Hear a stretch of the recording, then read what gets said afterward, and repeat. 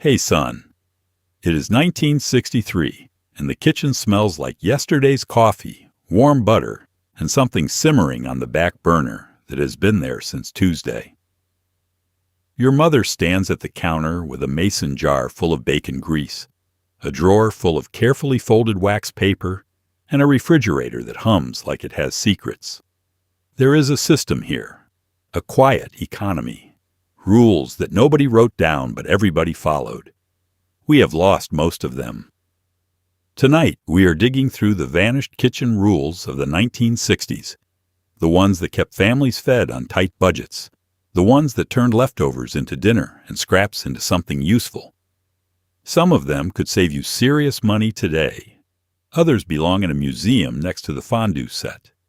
We are going to rank them, S tier to F tier. The good, the odd, and the deeply impractical. If you enjoy this kind of thing, hit that like button. Subscribe if you have not already. Drop a comment telling me which rule your grandmother followed. I read every single one. And if you prefer to listen while you cook or fall asleep, we are now live on Spotify. Link is in the description. So here is what we need to figure out. What did a Monday morning feel like in 1965? When the bacon grease sat in a tin can on the stove and nothing, not the crust, not the vegetable peel, not the chicken bones, went to waste. How did people eat well on almost nothing? What tricks did they know that we forgot? And which ones actually still work? It is 1963 now. The radio plays something soft. A neighbor is mowing his lawn. The kitchen is clean and efficient and filled with rules nobody questions. And we are about to rank every single one of them. S tier. Save bacon, grease, and use it for everything. The bacon grease lives in a tin can on the stovetop. Sometimes it is an old coffee can. Sometimes it is a ceramic crock with a lid. Your mother pours it in after breakfast while it is still liquid and warm. By lunchtime, it has solidified into something that looks like pale wax. She uses it to fry eggs, to cook vegetables, to grease cake pans and baking sheets, to add flavor to beans and cornbread and potatoes. Nothing goes to waste, not even the fat. This was not optional in the 1960s. Bacon grease was currency.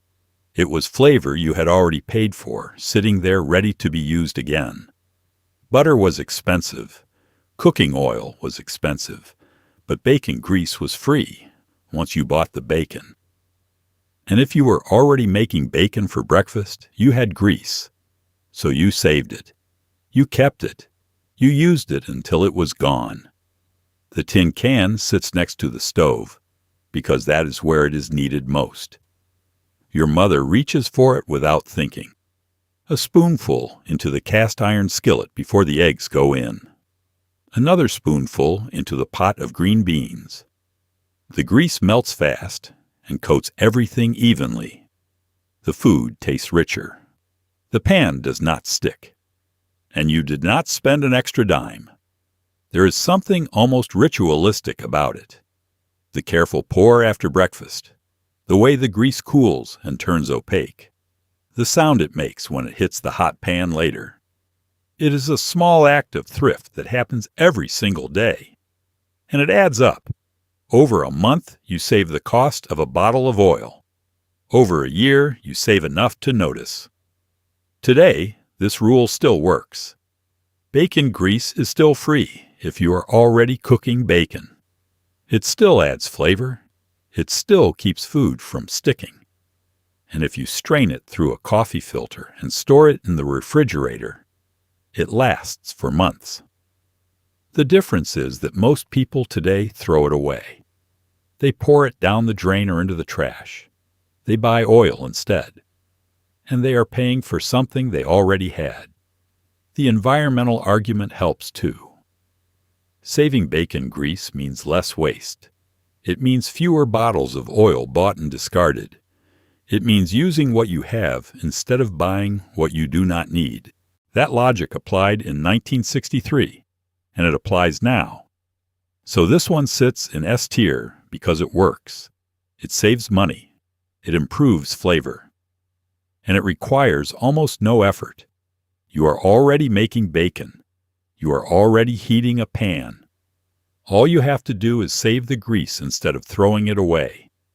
That is the kind of rule that pays for itself immediately and keeps paying every time you use it. Tier makes stock from bones and vegetable scraps. There is a pot on the back burner that never seems to be empty. Chicken bones from Sunday dinner go in, onion ends, carrot peels, celery leaves. The water simmers all afternoon, and by evening it has turned into something rich and golden.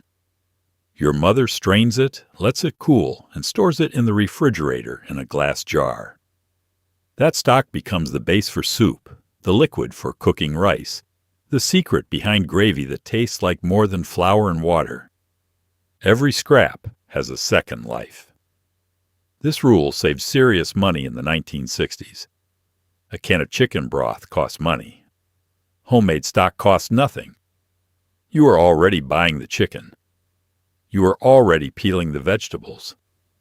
The bones and scraps were going in the trash anyway.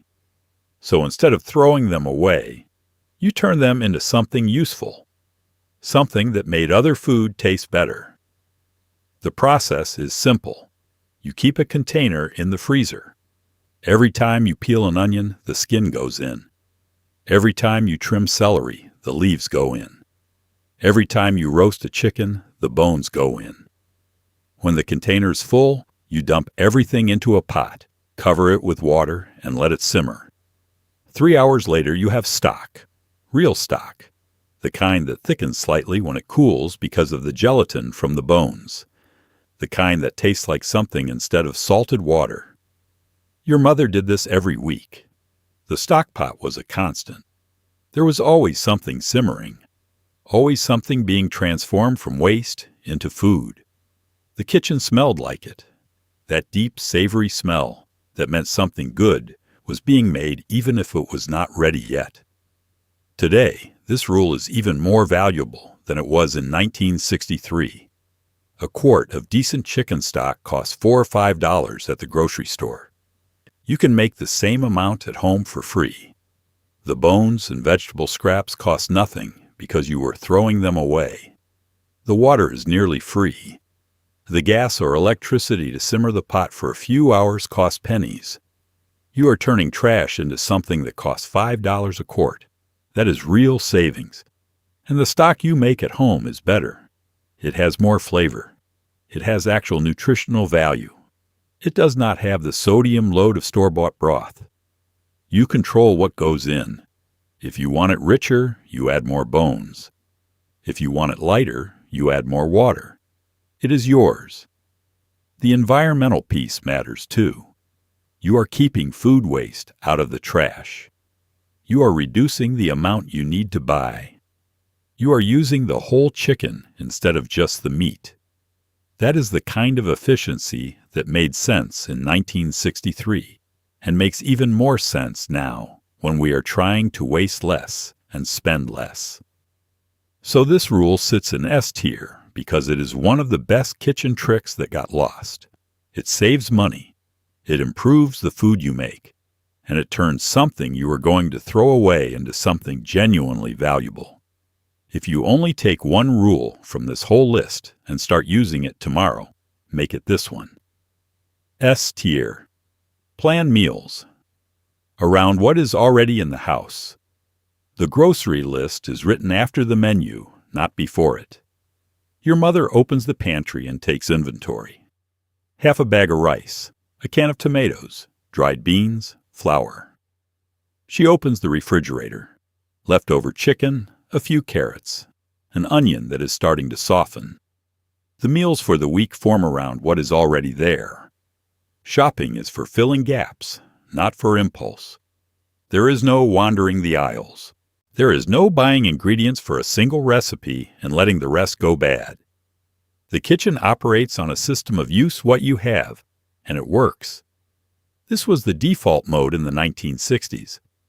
You did not shop and then decide what to cook. You decided what to cook and then shopped only for what was missing. The pantry was stocked with basics: flour, sugar, rice, beans, canned goods, spices. Those things stayed consistent. The fresh ingredients rotated based on what was in season and what was on sale. But the foundation was always there. Your mother knew exactly what was in the house because she was the one who put it there. She knew the half-used bag of lentils in the back of the pantry. She knew the jar of jam that was almost empty. She knew the chicken in the freezer that had been there since last month. And she built meals around using those things up before they went bad or got forgotten. The system was efficient. Nothing sat in the pantry for years. Nothing rotted in the back of the refrigerator. If something was opened, it got used. If something was getting old, it became dinner. There was no room for waste because waste was expensive. Every bit of food represented money already spent. Letting it go bad was the same as throwing money away. Today, this rule is harder to follow, but more important than ever. The average American family throws away hundreds of dollars worth of food every year. Not because they do not have enough. Because they bought too much. Because they shopped without a plan. Because they bought ingredients for a recipe they never made. Because the leftovers got shoved to the back of the fridge and forgotten. Planning meals around what you already have flips that script. You start with inventory. What is here? What needs to be used? What is getting close to expiring? Then you build the menu. Rice and beans and the chicken from the freezer becomes chicken and rice. The vegetables that are starting to wilt become soup. The bread that is going stale becomes French toast. Nothing gets wasted because everything has a purpose. The savings add up fast. If you cut your food waste in half, you are saving hundreds of dollars a year. If you stop buying ingredients you do not need, you are saving even more. And the mental shift matters too. When you start seeing the food you already have as the solution instead of the problem, the whole system gets easier. This rule sits in S tier because it is the foundation of everything else. It is the mindset that makes all the other rules possible. If you are not paying attention to what you have, you cannot use it efficiently. But if you are, everything else falls into place. The leftovers get used. The scraps get turned into stock. The bacon grease gets saved. It all starts with knowing what is in your kitchen and building your meals around that instead of around recipes that require a trip to the store. A tier. Reuse aluminum foil until it falls apart. Aluminum foil does not get thrown away after one use. It gets wiped clean, folded, and tucked back into the drawer. You use the same piece to cover leftovers, wrap sandwiches, line baking sheets. It gets reused until it tears, or develops holes or becomes too crinkled to flatten. Only then does it go in the trash. Foil was expensive in the 1960s. Wasting it felt careless. So people did not waste it. The routine was automatic. After dinner, your mother pulls the foil off the leftover casserole. She wipes it with a damp cloth. She folds it into a neat square.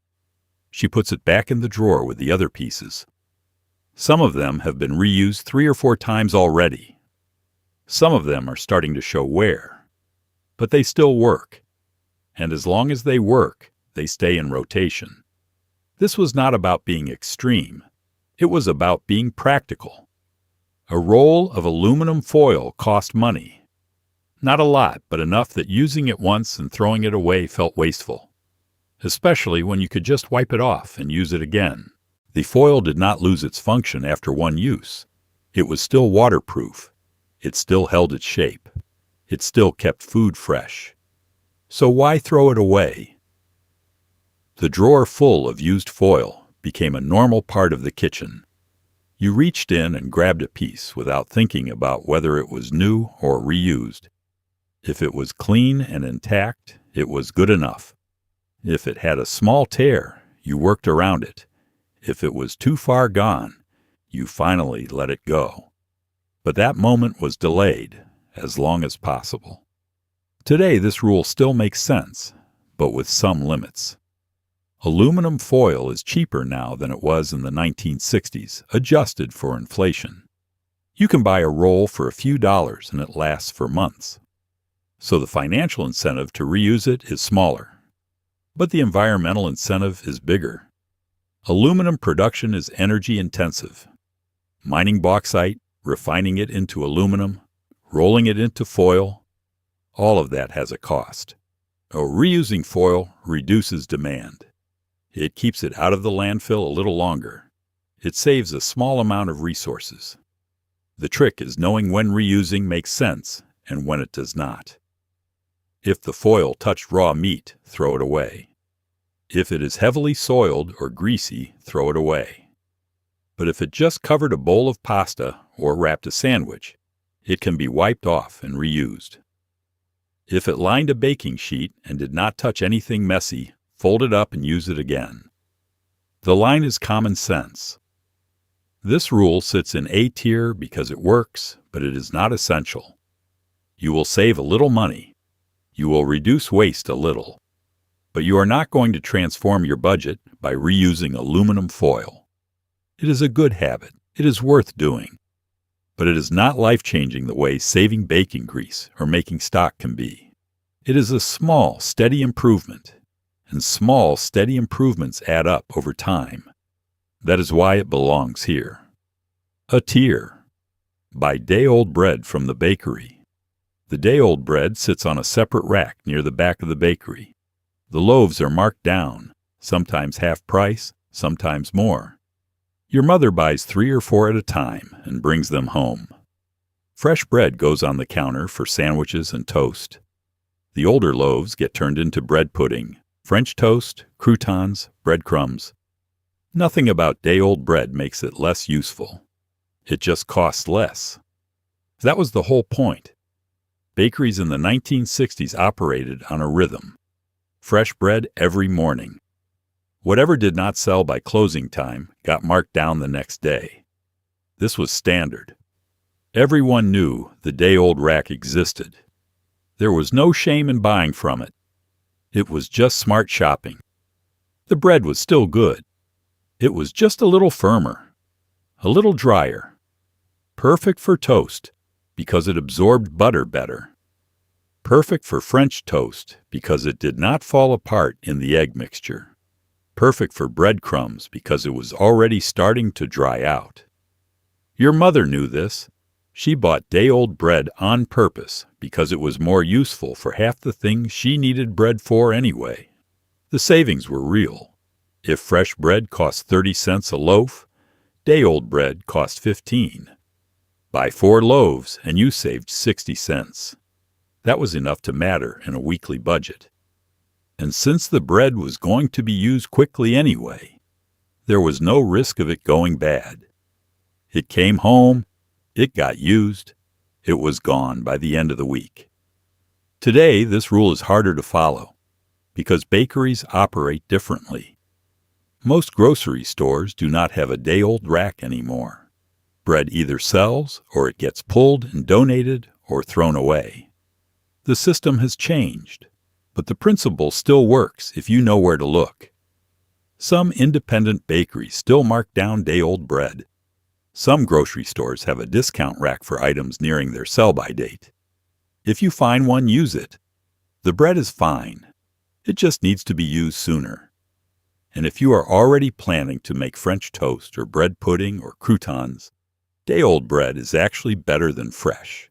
You can also create your own day-old bread. Buy fresh bread on sale. Use what you need immediately. Freeze the rest.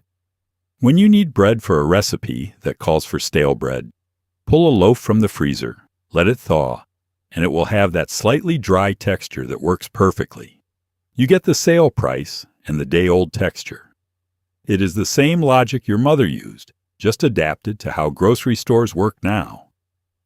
This rule sits in A tier because it saves money and it improves the food you make. Day-old bread is not worse. It is different, and for many purposes, it is better.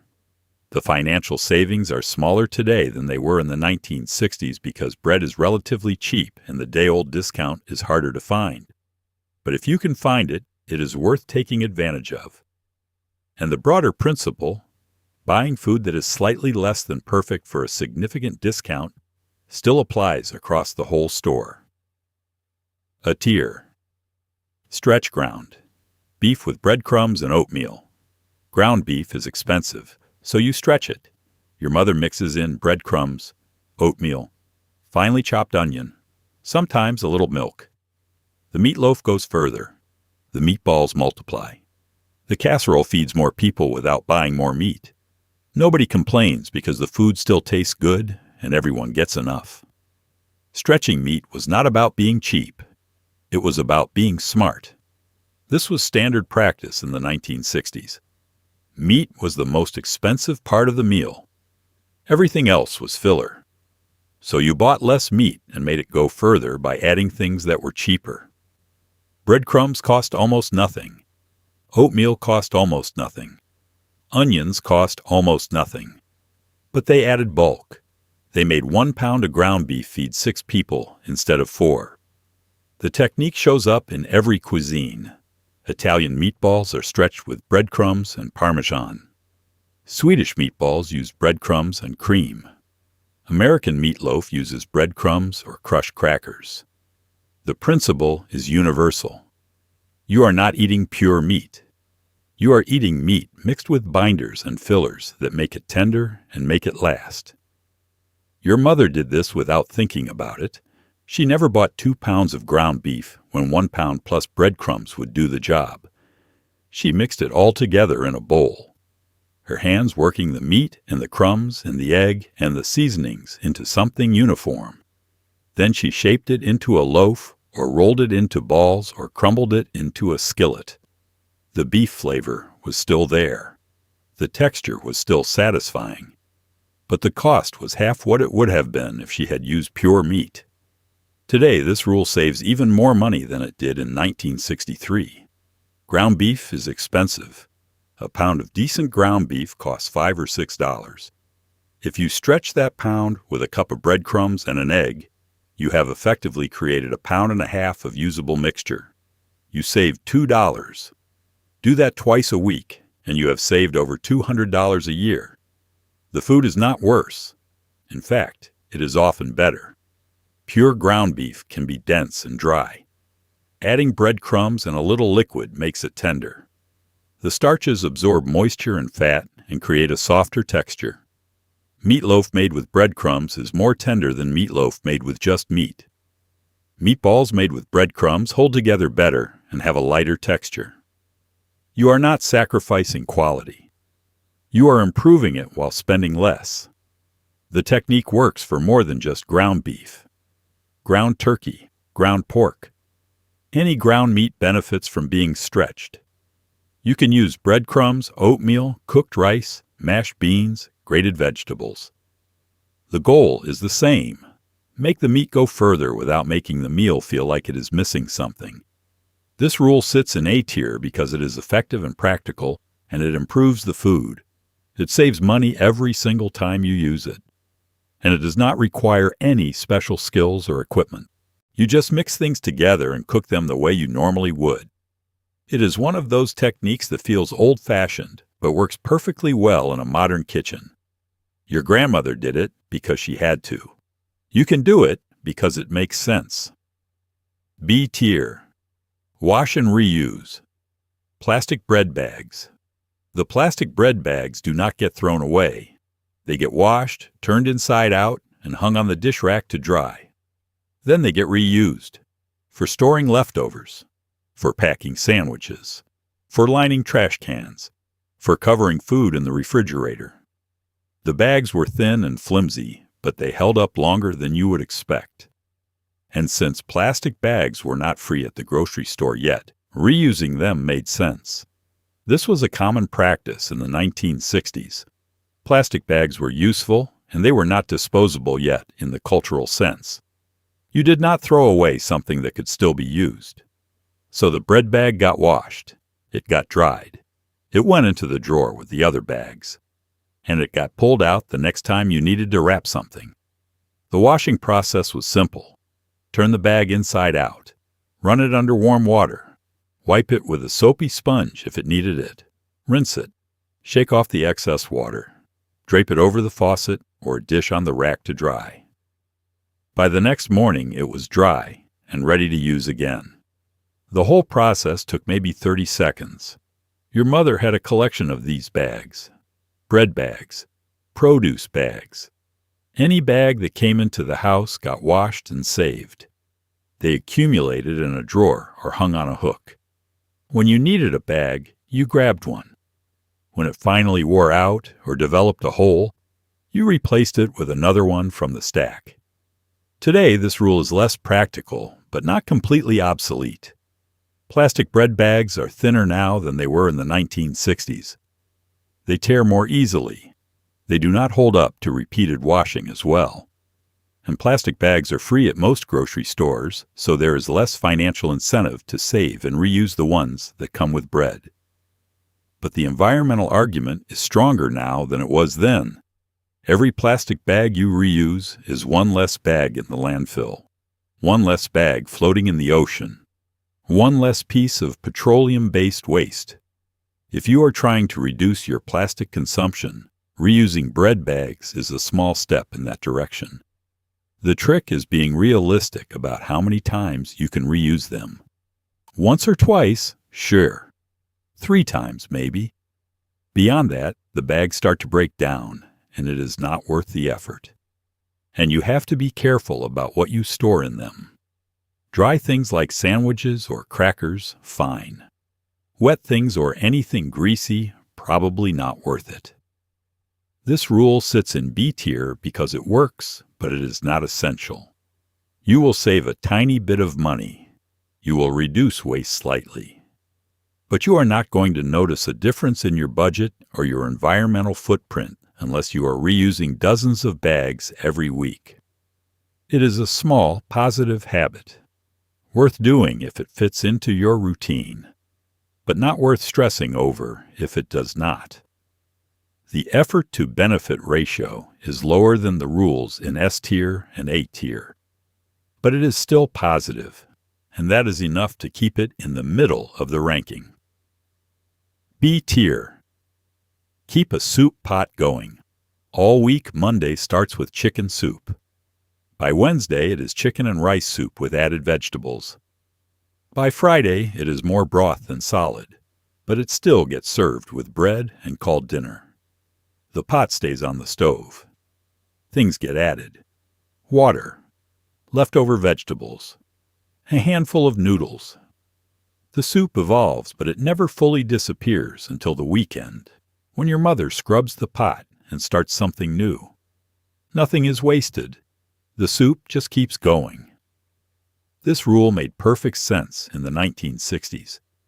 The soup pot was a way to use everything. Leftover chicken from Sunday dinner became Monday soup. Vegetables that were starting to go soft got chopped and added on Tuesday. The last of the rice got stirred in on Wednesday. By the end of the week, the soup bore little resemblance to what it started as. But it was still soup. And it was still dinner. The pot sat on the back burner where it stayed warm all day. Your mother would give it a stir in the morning. Add a little water if it was getting thick. Taste it and add salt or pepper. By evening it was ready. Just ladle it into bowls and serve it with bread or crackers. The soup was different every night, but it was always there. Reliable, easy, cheap. This approach saved money in 2 ways. First, it used leftovers that might otherwise go to waste. Second, it created meals that cost almost nothing. The chicken was already paid for. The vegetables were scraps. The rice or noodles were pantry staples. The only real cost was the water and the energy to keep it warm. You were feeding a family for pennies per serving. Today, this rule is harder to implement exactly as it was done then. Most people do not leave a pot on the stove all week. Food safety standards have changed. The recommendation now is to refrigerate soup within 2 hours of cooking. Leaving it on the stove all day, even on low heat, is not considered safe anymore. Bacteria can grow. The soup can spoil. The risk is real. But the principle still works if you adapt it. Make a big batch of soup on Sunday. Store it in the refrigerator. Each day, take out what you need, reheat it, and add something new. Monday, it is plain vegetable soup. Tuesday, you add leftover chicken. Wednesday, you stir in rice. Thursday, you add more broth and some pasta. The soup evolves over the week just like it did in 1963. You are just reheating portions instead of keeping the whole pot warm. The savings are still there. You are using leftovers. You are creating cheap meals. You are stretching one pot of soup across multiple dinners. And you are reducing food waste because everything that might have been thrown away gets added to the soup instead. The downside is that this requires planning and a willingness to eat soup multiple times a week. Not everyone wants that. And not every household has enough leftovers to keep a soup going. If you live alone, or if your family does not generate a lot of leftovers, this rule is less useful. This rule sits in B tier because it works well for the right household, but it is not universal. If you like soup and you have leftovers to use, it is a great system. It saves money. It reduces waste. It makes dinner easy. But if you do not like eating the same soup all week, or if keeping track of what is in the pot feels like too much work, it is not worth forcing. It is a good rule for people who already cook this way, but it is not a game changer for everyone. B tier, darn socks and dish towels. Instead of replacing them, the hole in the sock gets a patch. The torn dish towel gets stitched. Your mother sits in the living room after dinner with a needle and thread and repairs things that most people today would throw away. Socks were not cheap. Dish towels were not disposable. If something could be fixed, it got fixed. The mending basket was always full, and it was always being worked through. Repair was routine. Darning socks was a standard skill in the 1960s. Most women knew how to do it. Some men did too. You stretched the sock over a darning egg or a light bulb to hold it taut. You threaded a needle with yarn or thread that matched the sock. You wove the thread back and forth across the hole, creating a patch from nothing but thread. The repair was visible if you looked closely, but it was solid. The sock could be worn for months more. Dish towels got similar treatment. A torn seam got restitched. A fraying edge got hemmed. A small hole got patched with a scrap of fabric from another worn-out towel. The goal was always the same. Extend the life of the item as long as possible. Delay the need to buy a replacement. This mindset came from necessity. Socks and towels cost money. Not a fortune, but enough that replacing them casually felt wasteful. And besides, if you could fix something in 10 minutes with a needle and thread, why would you throw it away and buy a new one? The repair was faster than a trip to the store. It was cheaper than buying new, and it worked. Today, this rule is harder to justify on purely financial grounds. Socks are cheap. You can buy a pack of 6 pairs for $10. Dish towels are cheap too. The time it takes to darn a sock is worth more than the cost of a new sock. That is the reality of modern economics. Labor is expensive and manufactured goods are cheap. But the environmental argument is stronger. The fashion industry and the textile industry are major sources of waste and pollution. Every sock you throw away ends up in a landfill. Every dish towel you replace adds to that pile. If you can extend the life of these items by repairing them, you are reducing demand for new products and reducing waste. The skill itself is also worth preserving. Knowing how to repair things gives you options. It makes you less dependent on constantly buying new. And there is something satisfying about fixing something instead of throwing it away. It is a small act of self-sufficiency. The challenge is that most people today do not know how to darn socks. The skill did not get passed down. The tools are not in the house. The mending basket does not exist. and the time required to learn the skill and then execute the repair feels like more effort than it is worth. This rule sits in B tier because it is still useful, but not universally practical. If you already know how to sew and you enjoy mending, it is worth doing. If you are trying to reduce waste and you do not mind spending time on repairs, it makes sense. But if you are looking purely at financial savings, the math does not add up the way it did in 1963. The rule works better as an environmental choice or a personal preference than as a strict money-saving strategy. And that is fine. Not every rule has to be about saving the most money. Some rules are about values, about waste, about maintaining skills that might otherwise disappear. This one sits right in the middle. C tier. Save bread crusts for bread pudding. The bread crusts get saved in a bowl on the counter. When there are enough, your mother makes bread pudding. Stale crusts, milk, eggs, sugar, cinnamon. It bakes into something warm and soft and sweet. Bread pudding was not a luxury dessert. It was what you made when you had scraps and needed to use them. The crusts were too dry to eat plain, but too useful to throw away. So they became something else. This was a classic use-it-up recipe. Kids did not always want to eat the crusts. The ends of the loaf sat unwanted. Slices that got left out and went stale had no purpose as bread anymore. But they still had value. Your mother collected them. She let them dry out completely. And when she had enough, she made bread pudding. The recipe was simple. Tear the bread into pieces. Soak it in a mixture of milk, eggs, and sugar. Add cinnamon or vanilla or raisins if you had them. Pour it into a baking dish. Bake until it sets. The result was a dessert that cost almost nothing and used ingredients that were otherwise going to waste. The bread pudding was not fancy. It was not something you served to guests.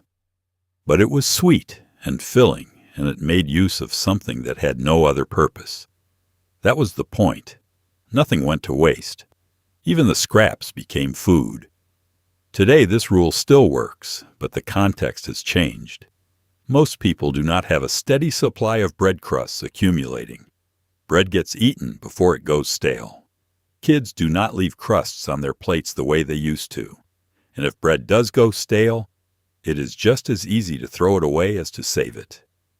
But if you do have stale bread, bread pudding is still a good use for it. The recipe is forgiving. You can use any kind of bread. White, wheat, sourdough, even sweet bread like brioche or challah. The staler the bread, the better it absorbs the custard mixture. Fresh bread gets mushy. Stale bread holds its structure. The financial savings are minimal. You are using bread that was going to be thrown away. That is worth something. But you are also using eggs, milk, and sugar. Those ingredients cost money. So the final dessert is not free. It is just cheaper than buying a dessert, and cheaper than letting the bread go to waste. This rule sits in C tier because it works, but it is not essential. If you have stale bread and you like bread pudding, go ahead and make it. You will save a little money and reduce waste. But if you do not have stale bread, or if nobody in your house likes bread pudding, this rule offers nothing. It is too specific, too dependent on having the right scraps available at the right time, and the payoff is too small. It is a nice idea. It is a classic thrifty recipe, but it is not going to change your budget or your kitchen routine unless you are already swimming in stale bread, and most people are not. C tier, freeze leftover coffee for iced coffee. Later. The coffee that does not get finished in the morning gets poured into an ice cube tray and frozen. Later in the week, your mother drops the coffee cubes into a glass of milk and makes iced coffee without watering it down. It was practical. It kept coffee from being wasted. But it also required enough freezer space and enough iced coffee drinkers to make it worth doing. Not every household bothered. This rule appealed to a specific type of person, someone who made a full pot of coffee every morning but did not drink it all, someone who liked iced coffee, someone who had room in the freezer for an ice cube tray dedicated to coffee. If all three of those things lined up, freezing leftover coffee made perfect sense. If any one of them did not, the rule fell apart. The logic was sound. Regular ice cubes melt and water down iced coffee. Coffee ice cubes melt and keep the coffee strong. It is a better solution. And if you are already making coffee and already drinking iced coffee, why not freeze the leftovers instead of pouring them down the sink? The process was simple. Pour the leftover coffee into an ice cube tray. Put it in the freezer. Wait a few hours. Pop out the cubes and store them in a bag or leave them in the tray. When you want iced coffee, drop a few cubes in a glass, add milk or cream, and you are done. The coffee cubes melt slowly, and the drink stays cold and strong from start to finish. Today, this rule still works exactly as it did in 1963. Coffee ice cubes are still better than regular ice cubes for iced coffee. The financial savings are tiny. You are using coffee that would otherwise be poured out. But coffee is cheap. A pot of coffee costs maybe 50 cents. Pouring out half of it wastes 25 cents. Freezing it saves 25 cents. Over a year, maybe $10 or $15. Not nothing, but not life-changing either. The environmental argument is slightly stronger. You are avoiding waste. The coffee that would have gone down the drain gets used instead. That is a positive. But again, the scale is small. We are talking about ounces of liquid per day. The real benefit is convenience and quality. If you like iced coffee and you make hot coffee every morning, having coffee cubes in the freezer means you can make a better iced coffee whenever you want. That is worth something. But it is a quality of life improvement, not a financial strategy. This rule sits in C tier because it works, but the benefit is narrow. If you fit the profile, daily hot coffee maker, regular iced coffee drinker, available freezer space, then this rule is great. Use it. If any of those things do not apply, the rule offers nothing. It is too specific, too dependent on your habits lining up in a particular way. And the financial payoff is too small to justify going out of your way to make it work. It is a nice trick for the right person, but it is not a rule that translates broadly. C tier. Use newspaper to line drawers and shelves. The kitchen drawers are lined with newspaper. The pantry shelves, too. When the paper gets stained or torn, it gets replaced. The newspaper was free, or nearly free, and it kept the wood clean. It absorbed spills. It made cleaning easier. But it also had to be changed regularly, and it was not particularly attractive. Practical, yes. Essential, not really. This was standard practice in the 1960s. Most kitchen drawers and cabinets were bare wood or painted wood. There was no contact paper yet. No fancy shelf liners. Just newspaper laid flat in the bottom of each drawer and on each shelf. You cut it to size with scissors. You smoothed it down, and it stayed there until it got dirty or damaged. Then you pulled it out, threw it away, and replaced it with fresh newspaper. The logic was simple. Newspaper cost nothing. Most households got a daily paper. When you were done reading it, instead of throwing it away immediately, you used it to line drawers. It protected the wood from moisture and scratches. It caught crumbs and spills before they reached the shelf. And when it got messy, you just replaced it. No scrubbing required. Your mother changed the newspaper every few months. Sometimes more often if something spilled. She would pull out the old sheets, wipe down the wood underneath, and lay down fresh paper. The whole process took 10 minutes. And for those 10 minutes of work every few months, The drawers stayed cleaner and the wood lasted longer. The newspaper also served another purpose.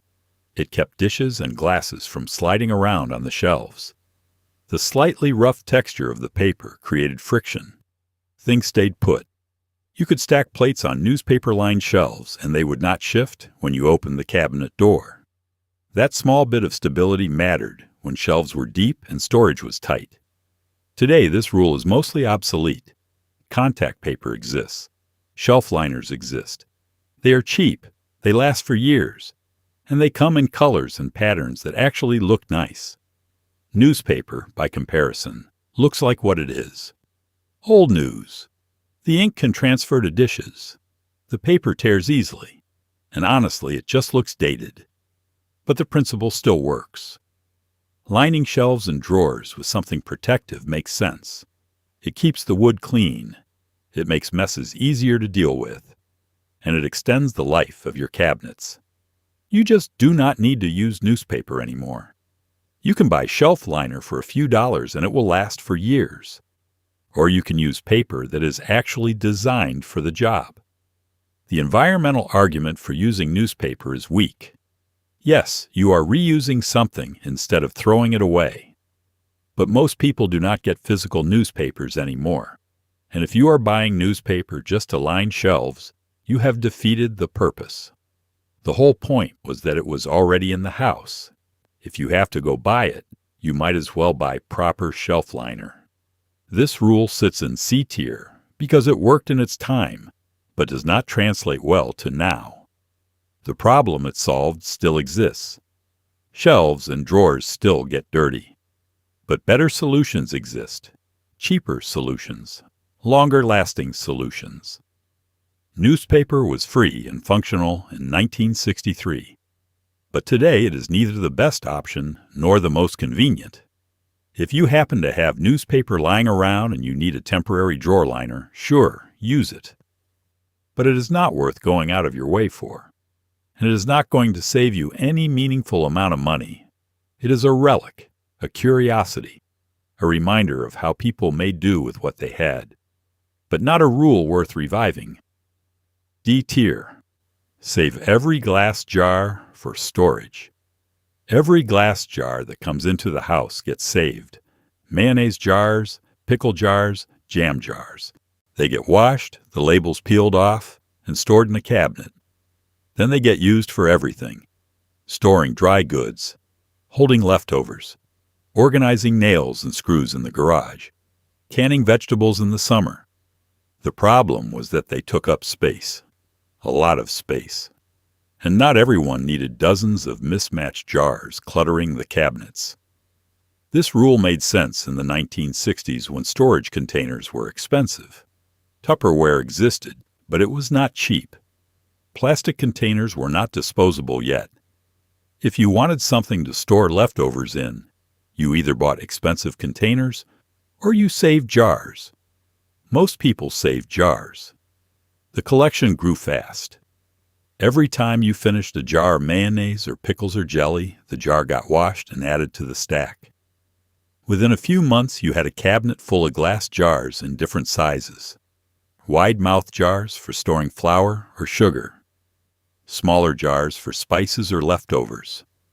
Tall jars for dried pasta or rice. The jars were functional. They sealed well enough. They were see-through so you could see what was inside, and they cost nothing. Your mother had a system. The jars were organized by size. The lids were stored separately in a drawer or bag. When you needed a jar, you grabbed one from the cabinet and found a lid that fit. Sometimes the lids did not fit perfectly. Sometimes you had to try 3 or 4 before you found the right one. But eventually, you found something that worked. The jars got used for everything. Leftover soup went into a mayonnaise jar. Homemade jam went into jelly jars. Dried beans and rice got transferred from bags into jars for easier storage. Buttons and safety pins and rubber bands all lived in jars. The garage had jars full of nails and screws and washers. Every jar had a second life. Some had a third and fourth life. They got used until they broke. Today, this rule is less necessary. Food storage containers are cheap. You can buy a set of plastic containers with matching lids for $10. They stack neatly. The lids fit perfectly. They do not take up as much space as glass jars. And they are lighter and less likely to break. For most people, that is a better solution than saving every jar that comes into the house. But the rule is not completely obsolete. Glass jars are still useful. They are better than plastic for some things. They do not stain. They do not absorb odors. They are microwave safe and dishwasher safe. And if you are trying to reduce plastic use, glass jars are a good alternative. The problem is the space they require and the mismatched chaos they create. The smarter version of this rule is to save a few jars, not every jar. Keep a dozen jars in a few useful sizes. Wide-mouth pint jars for leftovers, quart jars for storing dry goods, small jars for spices or small portions. But do not save every jar that comes into the house. That creates clutter without creating value. This rule sits in D tier because the cost-benefit ratio does not work anymore. Yes, you save money by not buying storage containers, but you lose cabinet space. You lose organization. You lose convenience because nothing matches and nothing stacks efficiently. And the amount of money you save is small. A set of proper storage containers costs $10 or $15 and lasts for years. Saving jars saves you that $10 or $15, but costs you in time and frustration every time you have to dig through a pile of mismatched jars looking for a lid that fits. The trade-off made sense in 1963, when storage containers were genuinely expensive. It does not make sense now. Save a few jars for specific uses, but do not save them all. D tier. Collect and reuse twist ties and rubber bands. There is a drawer in the kitchen that is full of twist ties from bread bags, rubber bands from produce, and bits of string too short to use, but too long to throw away. Your mother saves them all. The twist ties get used to close bags. The rubber bands hold things together. The string gets saved for wrapping packages. But the drawer also becomes a cluttered mess. And the time spent organizing it probably was not worth the pennies saved. This rule came from a mindset that nothing useful should be thrown away. Twist ties were useful. They cost nothing to save. They took up almost no space individually. So every time you opened a loaf of bread, you saved the twist tie. Every time you bought a bunch of broccoli or a bag of oranges held together with a rubber band, you saved the rubber band. They accumulated, and they lived in a drawer that became known simply as the junk drawer. The drawer was chaos. Twist ties tangled together. Rubber bands dried out and snapped. Bits of string got knotted. Expired coupons mixed with old receipts mixed with a broken pencil and a handful of screws from some long-forgotten repair project. But somewhere in that mess were the twist ties and rubber bands. And when you needed one, you dug through the drawer until you found it. Your mother used them constantly. The cereal bag got closed with a twist tie. The bag of carrots in the crisper got closed with a twist tie. The extension cord in the garage got wrapped with a twist tie. Rubber bands held stacks of coupons together. They held bundled letters. They kept lids on jars that had lost their original lids. The twist ties and rubber bands were genuinely useful. The problem was the system, or lack of system, for storing and retrieving them. Today, this rule saves almost no money. Twist ties are free. They come with bread. Rubber bands are nearly free. You can buy a bag of 100 rubber bands for $1. So the financial incentive to save and reuse them is negligible. You are not going to notice the difference in your budget whether you save twist ties or throw them away. The environmental argument is slightly better. Twist ties are plastic-coated wire. Rubber bands are rubber. Both can be reused dozens of times before they wear out. Reusing them keeps them out of the trash a little longer. That is positive. But again, The scale is so small that the impact is barely measurable. The real cost of this rule is the clutter it creates. The junk drawer becomes a dumping ground. You save twist ties and rubber bands, and then you save other small things because they might be useful someday. Before long, the drawer is full of junk that you can barely sort through. And the time you spend digging for a twist tie is worth more than the cost of a new twist tie. The smarter approach is to keep a small, organized collection. Buy a box of rubber bands and keep them in a specific spot. Keep a handful of twist ties in a container near where you store bread. Do not save every single one. Do not let them accumulate in a chaotic drawer. Just keep enough on hand to be useful and let the rest go. This rule sits in D tier because the savings are too small to justify the clutter. If you have a good organizational system and you like reusing these things, fine. But for most people, this rule creates more hassle than value. The drawer becomes a mess. The twist ties and rubber bands get tangled and lost, and you end up spending more time managing the collection than you save by not buying new ones. It is classic penny-wise, pound-foolish behavior. The kind of thrift that feels virtuous but does not actually improve your life. That is why it belongs down here. D-ear. Turn off the oven early and let residual heat finish. Cooking, your mother turns the oven off 5 or 10 minutes before the timer goes off. The residual heat finishes cooking whatever is inside. It saves a little electricity, a little gas. But it also requires careful timing and trust that the food will not undercook. And the savings were minimal. Enough to feel virtuous about, but not enough to make a real dent in the utility bill. This rule was part of a broader set of strategies for reducing energy costs.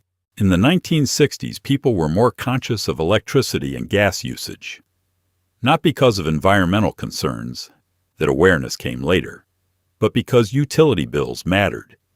Every little bit of savings counted. So your mother looked for ways to use less energy without sacrificing the outcome. Turning the oven off early was one of those strategies. The oven holds heat for a long time after you turn it off. The metal walls stay hot. The air inside stays hot. If you have a casserole or a roast or a cake that is almost done, that residual heat is often enough to finish the job. You turn the oven off, leave the door closed, and let the food coast to doneness on stored heat. The technique works best with foods that have some margin for error. A casserole can sit in a cooling oven for an extra 5 minutes without issue. Roasted vegetables will finish just fine. Bread pudding or brownies will coast to completion. The risk is with foods that need precise temperatures or precise timing. A cake that needs to rise. A roast that needs to reach a specific internal temperature. If you turn the oven off too early, those foods might undercook. And then you have wasted time and ingredients trying to save pennies on the electric bill. Your mother knew which foods could handle this and which could not. She had been cooking long enough to know when something was almost done and when it needed the full time. But even with experience, there was always some risk. Sometimes the food came out perfect. Sometimes it needed a few more minutes and the oven had to be turned back on, which defeated the purpose. Today, this rule saves even less than it did in 1963. Ovens are more efficient now. They heat up faster and they hold temperature better, and energy costs adjusted for inflation are not dramatically higher. So the financial savings from turning the oven off 5 minutes early are tiny. Maybe a few cents per use. Over a year, maybe $5 or $10 if you bake frequently. The environmental argument is real, but small. Using less energy is always better. Every kilowatt hour saved reduces demand on the grid. But the scale is so small that the impact is barely measurable. You are saving a few minutes of oven time per meal. That is not nothing, but it is not going to change your carbon footprint in any meaningful way. The bigger issue is the risk. If you turn the oven off too early and the food undercooks, You have to turn the oven back on and finish cooking. That uses more energy than just leaving it on for the full time. So the rule only works if you get the timing right every single time, and most people do not. This rule sits in D tier because the effort and risk outweigh the savings. Yes, you can save a few cents per meal by turning the oven off early, but you also risk undercooked food. You have to pay close attention to timing. You have to know your oven and your recipes well enough to know when you can get away with it. And even if you do everything right, the savings are negligible. It is the kind of thrift that feels good, but does not actually matter. Your grandmother did it because every penny counted, and because she had the experience to know when it would work. You do not need to do it because the savings do not justify the mental overhead. D tier, rinse and reuse. Paper towels. Paper towels get rinsed, wrung out, and hung on the faucet to dry. Then they get used again. For wiping the counter, for drying hands, for covering food in the microwave. Except there is no microwave yet, so that part comes later. The problem is that wet paper towels fall apart. They tear. They smell. And the time spent rinsing and drying them is worth more than the cost of a new paper towel. This one does not hold up. This rule was always borderline. Even in the 1960s, most people did not reuse paper towels. They were disposable by design. That was the whole point. You used them once and threw them away. But some people, the most frugal, the most determined to waste nothing, tried to reuse them anyway. The process was awkward.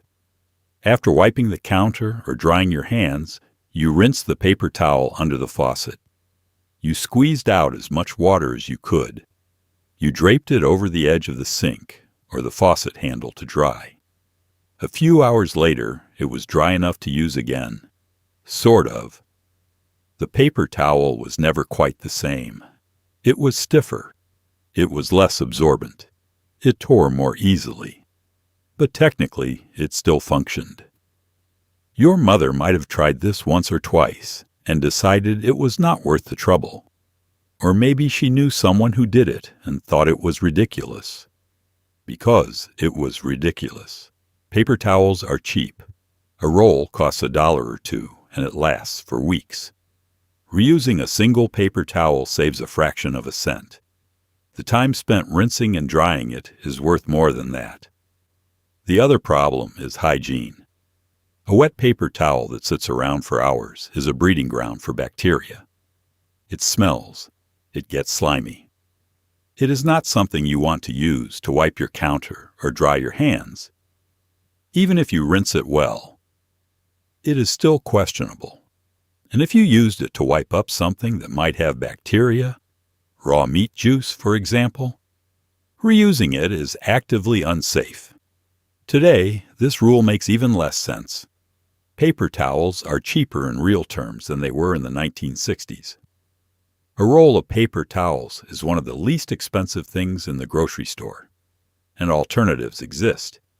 If you are trying to reduce waste, use cloth towels. Wash them and reuse them indefinitely. That is the smart version of this rule. Cloth towels work better, last longer, and can actually be cleaned properly. Rinsing a paper towel and hoping it dries without falling apart is not a real solution. The environmental argument does not save this rule either. Yes, reusing a paper towel keeps it out of the trash for one more use. But then it goes in the trash anyway. You have delayed the inevitable by a few hours. That is not meaningful waste reduction. If you care about waste, stop using paper towels. Use cloth. That is the actual solution. This rule sits in D tier because it fails on every metric. It does not save meaningful money. It is inconvenient. It is unsanitary. It does not actually reduce waste in any significant way. And better alternatives exist. Even in the 1960s, this rule was questionable. Today, it is completely obsolete. Do not rinse your paper towels. Just throw them away and use cloth towels for things that can be washed and reused properly. That is the end of the conversation. F tier. Save worn-out clothing for cleaning rags. Old t-shirts, torn sheets, and worn-out towels get cut into squares and stored in a bag under the sink. They become cleaning rags. For wiping down counters, for polishing furniture, for scrubbing floors. The logic was sound. Why buy rags when you can make them? But the execution was messy. The rags were mismatched. They did not absorb well, and they took up space. And today, you can buy a pack of microfiber cloths for $5 that work better than any old t-shirt ever did. This was standard practice in the 1960s. When clothing wore out beyond repair, holes, stains, fabric so thin it was nearly transparent, it did not get thrown away. It got cut up. Your mother would take scissors to an old undershirt and cut it into squares. The squares went into a bag or a basket, and that became the supply of cleaning rags. The rags were used for everything: dusting furniture, wiping grease off the stove, scrubbing the bathroom, washing windows, polishing shoes. Any job that required a cloth got one of these rags pulled from the bag. After use, the rags either got washed or got thrown away, depending on how dirty they were. If they could be washed, they went back in the bag. If they were too filthy or too worn, they finally went in the trash. The system worked, sort of. The rags were free. They kept old clothing out of the trash a little longer, and they were absorbent enough to get most jobs done. But they were also inconsistent. A rag cut from a cotton t-shirt worked differently than a rag cut from a polyester blouse. Some fabrics absorbed water. Some just pushed it around. Some fabrics were sturdy. Some fell apart after one use. You never knew what you were going to get when you reached into the bag. The rags also created clutter. The bag under the sink filled up fast. Old t-shirts, old towels, old bedsheets, all cut into various sizes, none of them matching, none of them particularly effective, and taking up space that could have been used for something more useful. Today, this rule is completely unnecessary. Microfiber cleaning cloths exist. You can buy a pack of 12 for $5. They absorb better than cotton. They clean better than any old t-shirt. They can be washed hundreds of times. They last for years. And they are consistent. Every cloth in the pack works exactly the same way. You do not have to guess whether this particular rag is going to work for the job you need it for. The environmental argument for cutting up old clothes is weak. Yes, you are keeping them out of the landfill temporarily, but cotton t-shirts can be recycled. Many donation centers accept worn-out clothing specifically for recycling into insulation or industrial rags. That is a better use than cutting them into squares and storing them under your sink. If you are determined to reuse old clothing as rags, at least be selective. Cut up old cotton towels. Those actually work decently as cleaning rags. Skip the t-shirts. Skip the sheets. Skip anything synthetic, and only keep as many rags as you actually need. A dozen is plenty. Anything more is clutter. This rule sits in F tier because modern alternatives are better in every way. Microfiber cloths are cheap, effective, long-lasting, and consistent. Old t-shirts are none of those things. The rule made sense when cleaning rags were expensive and had to be purchased. But they are not expensive anymore. A pack of microfiber cloths costs less than a fast food meal and lasts for years.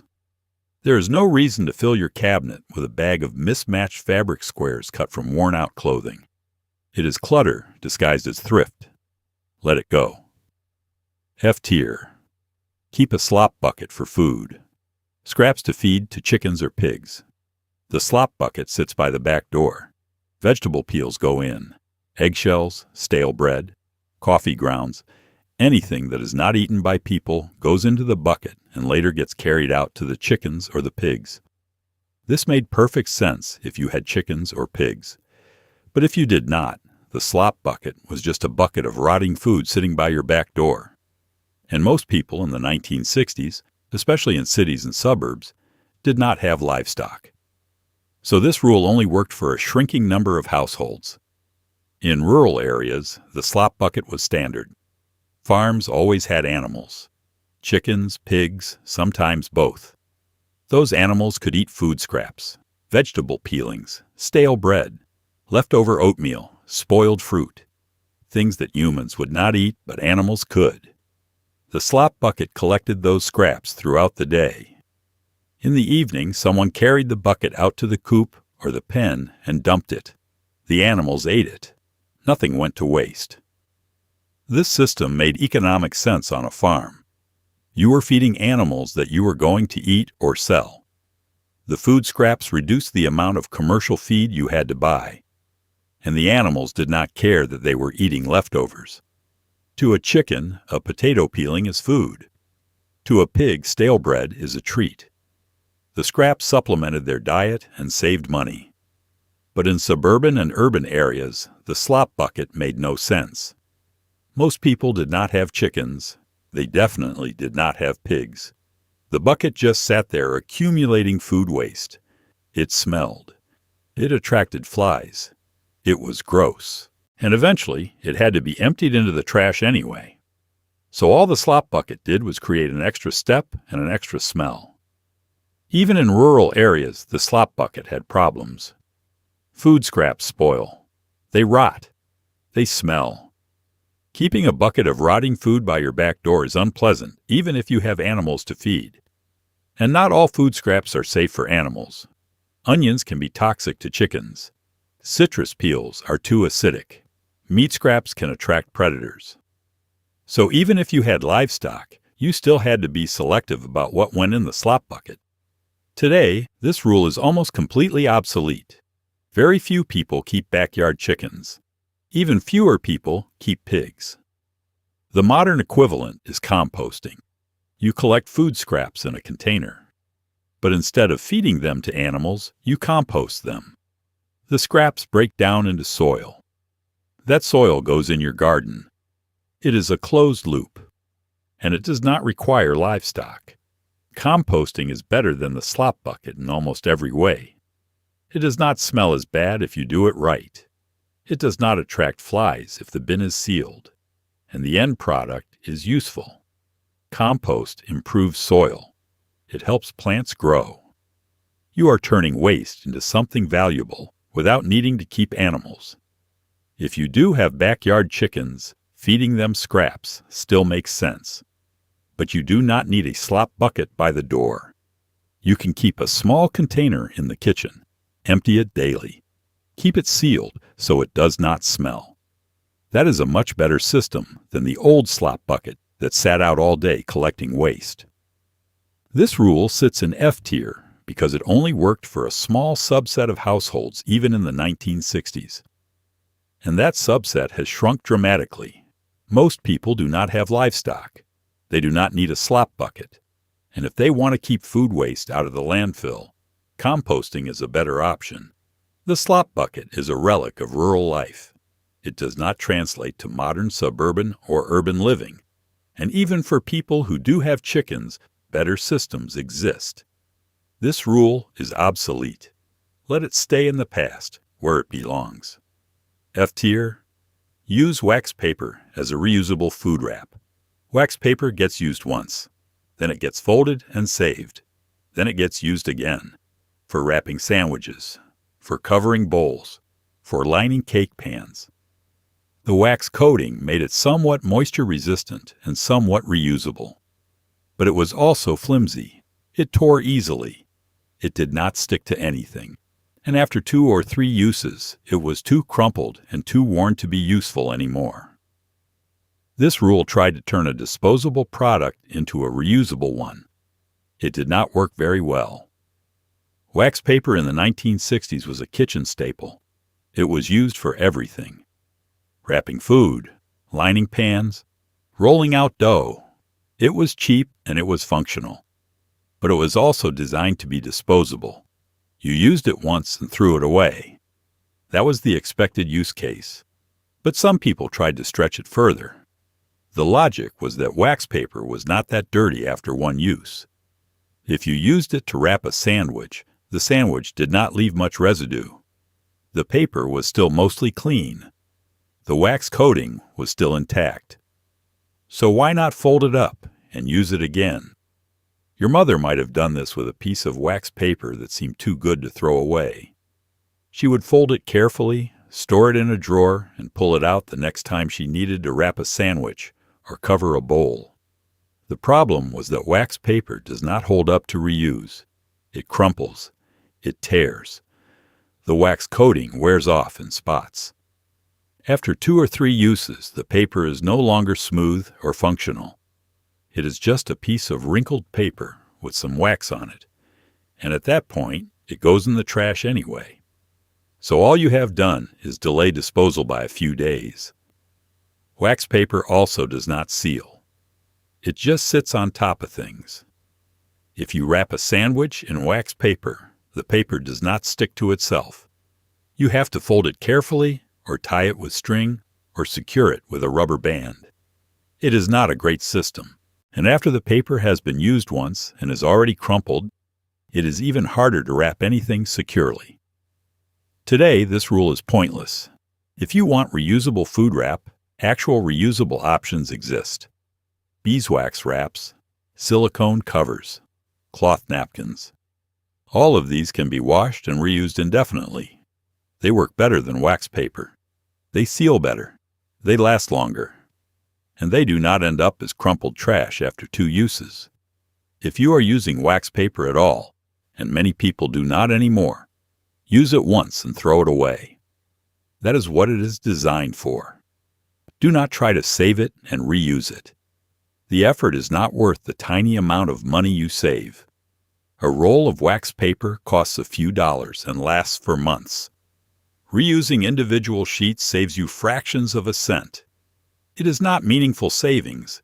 It is just clutter and hassle disguised as thrift. This rule sits in F tier because it fails completely. It does not save meaningful money. It does not work well.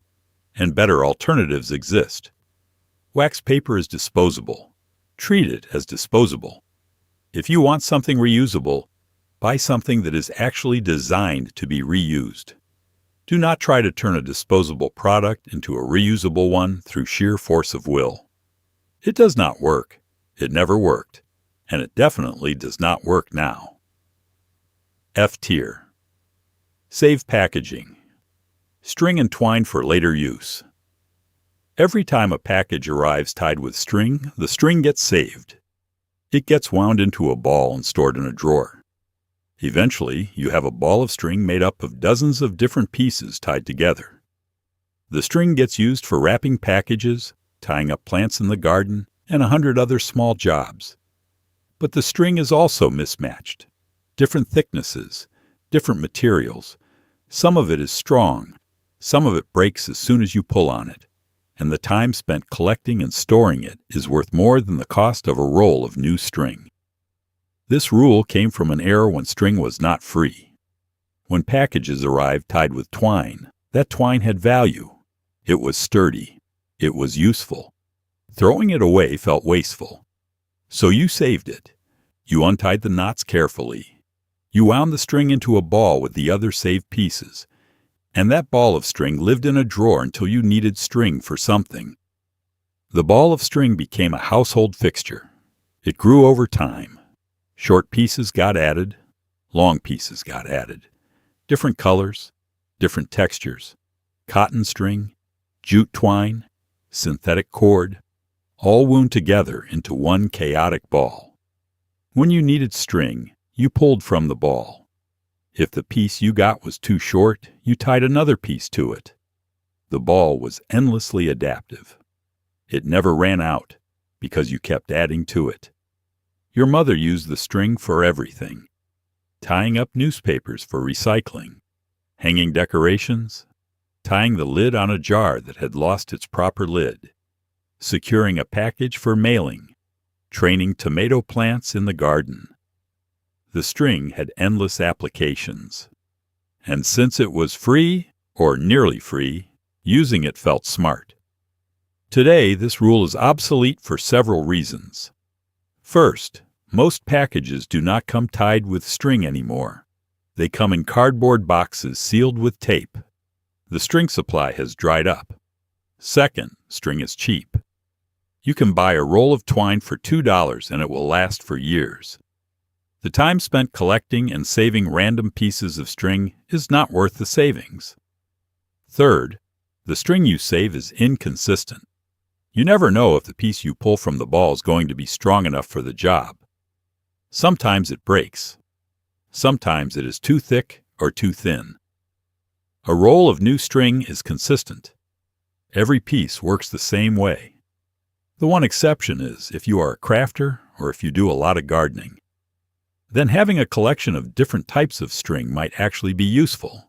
But even then, it makes more sense to buy the string you need in the type and thickness you need, rather than accumulating random scraps and hoping you have something that works when you need it. This rule sits in F tier because the savings are negligible and the hassle is real. Collecting string made sense when packages commonly arrived tied with string, and when buying string was a notable expense. Neither of those things is true anymore. Packages come in boxes. String is cheap. The ball of saved string is just clutter. It takes up space in a drawer. It is annoying to work with, and it does not save you any meaningful amount of money. Let it go. If you need string, buy a roll. It will cost $2 and it will work better than a ball of random scraps tied together. This rule is a relic. It belongs in F tier with the other relics that do not translate to modern life. F tier, iron wrapping paper to reuse.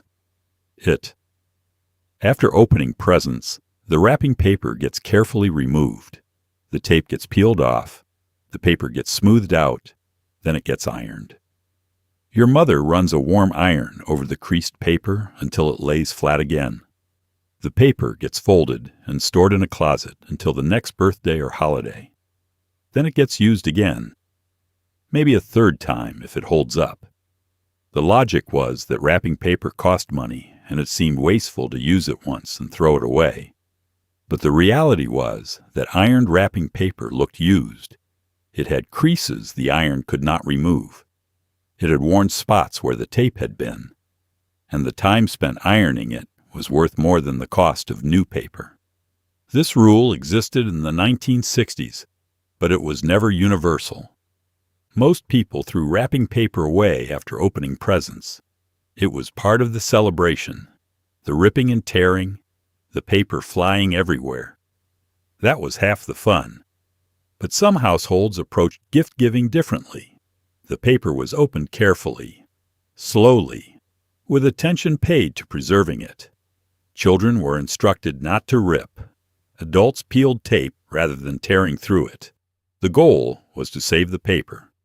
After the presents were opened, the paper got collected. Your mother would gather it up, smooth it out on the kitchen table, and assess which pieces were worth saving. Paper that was too small or too damaged got thrown away. But larger pieces in decent condition got set aside. Later, she would iron them. The iron had to be on a low setting because too much heat would scorch the paper or melt any metallic elements. She would press carefully, working out the creases as much as possible. The paper never looked new again, but it looked flat, and flat paper could be reused. The ironed paper got stored with the other wrapping supplies. Ribbon that had been carefully untied and re-rolled, bows that had been peeled off packages and saved, tags that were blank on the back and could be flipped over and used again. Everything accumulated. The closet or cabinet where these things lived became a collection of reused gift wrap, all slightly worn, all bearing the marks of previous use. When the next gift-giving occasion arrived, your mother would pull out the saved paper. She would wrap presents with paper that had been used once or twice before. Sometimes the creases were visible. Sometimes the pattern was faded where tape had been. But it was still paper. It still covered the gift. And it still cost nothing because it had already been paid for. Today, this rule makes no sense at all. Wrapping paper is cheap, incredibly cheap. You can buy a roll for $2 or $3. That roll will wrap dozens of gifts. The cost per gift is pennies. The time spent carefully opening presents, ironing the paper, and storing it is worth far more than the cost of new paper. This is a perfect example of being penny-wise and pound-foolish. The other issue is that ironed wrapping paper looks cheap, not thrifty, cheap. The creases are visible. The worn spots are obvious. The tape marks show through. If you are giving someone a gift wrapped in obviously reused paper, you are sending a message. And that message is not "I am environmentally conscious" or "I am frugal." The message is "I could not be bothered to spend $2 on wrapping paper." It looks bad. It makes the gift feel less special. If you care about waste and you want to reduce paper usage, there are better options. Use fabric gift bags that can be reused indefinitely. Use cloth wraps that tie with ribbon. Use brown paper and decorate it with stamps or drawings. These options look intentional. They look nice. They are actually reusable without looking like reused trash. Ironed wrapping paper is not a good solution to anything. The environmental argument does not save this rule. Yes, reusing wrapping paper keeps it out of the landfill for one more use. But wrapping paper is paper. It is biodegradable. It is not plastic. The environmental impact of wrapping paper is minimal compared to actual waste problems. If you want to make an environmental difference, focus on reducing plastic, reducing food waste, reducing energy consumption. Do not spend your time ironing used wrapping paper. The impact is negligible and the optics are terrible. This rule sits in F tier because it fails on every level. It does not save meaningful money. It looks bad. It takes significant time and effort. And better alternatives exist for people who actually care about waste. Ironing wrapping paper is not thrift. It is performance.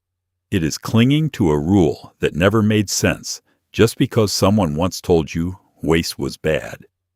Wrapping paper is designed to be disposable. Use it once, throw it away, or switch to something that is actually designed to be reused. But do not iron it, please.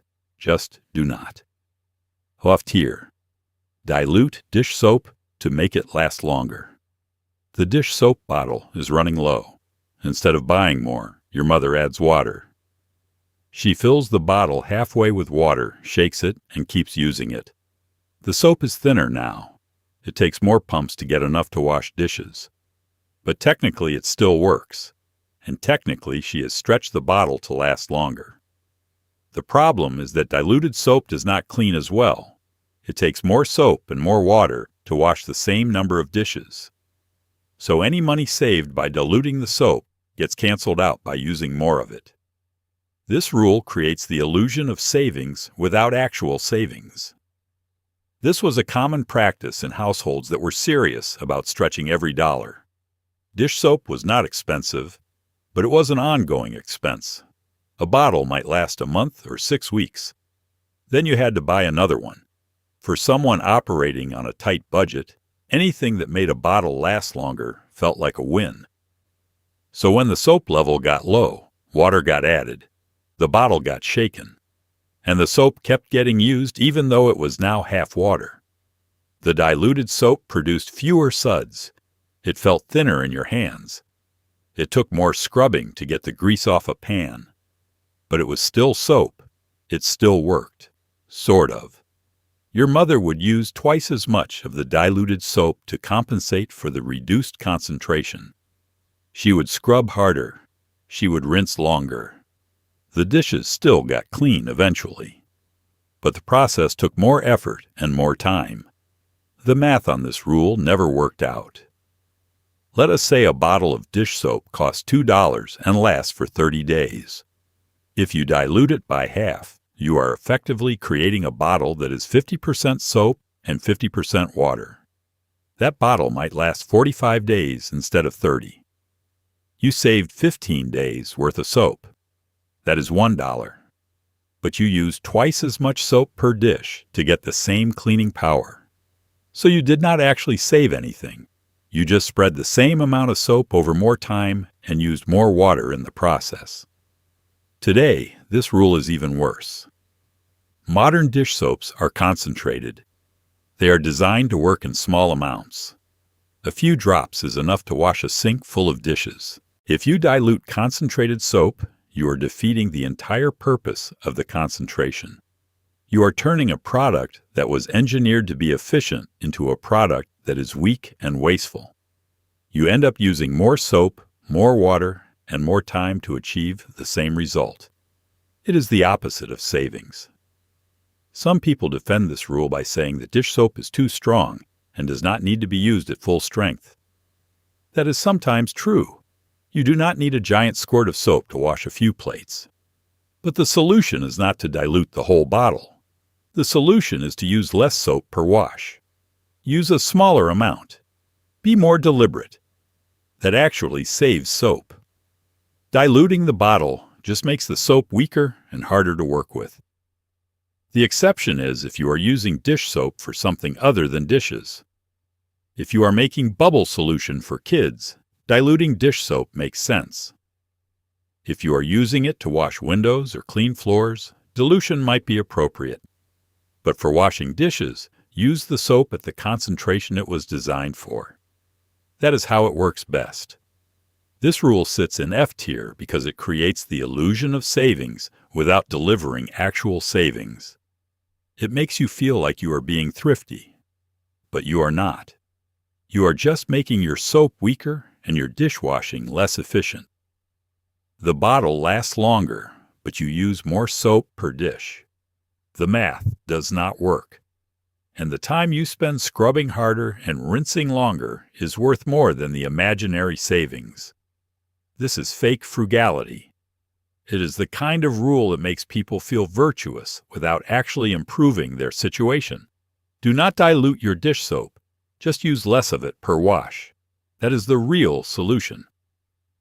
F tier. Reuse tea bags multiple times. The tea bag does not get thrown away after one cup. It gets set on a saucer to dry. Later, it gets used again for a second cup that is weaker than the first. Sometimes a third cup that barely tastes like tea at all. The logic was that the tea bag still had flavor left in it. Why waste it? But the reality was that the second cup was always disappointing. It was pale. It was weak. It tasted like hot water with a memory of tea. This rule saved pennies while delivering a worse experience every time. This was a practice that existed on the extreme fringe of frugality, even in the 1960s. Most people used a tea bag once and threw it away. That was normal.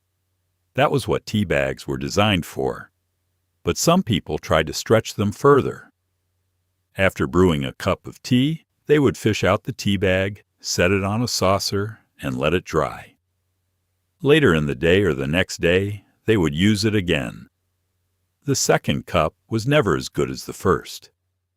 Tea bags are designed to release most of their flavor and caffeine in the first steeping. The hot water extracts the compounds from the tea leaves. By the time you remove the bag, most of what made it tea is already in your cup. What remains in the bag is minimal. A second steeping produces weak tea. A third steeping produces something that barely qualifies as tea at all. You are drinking hot water that is vaguely tea-flavored. Your mother might have tried this once or twice. She might have had a neighbor or a relative who swore by it.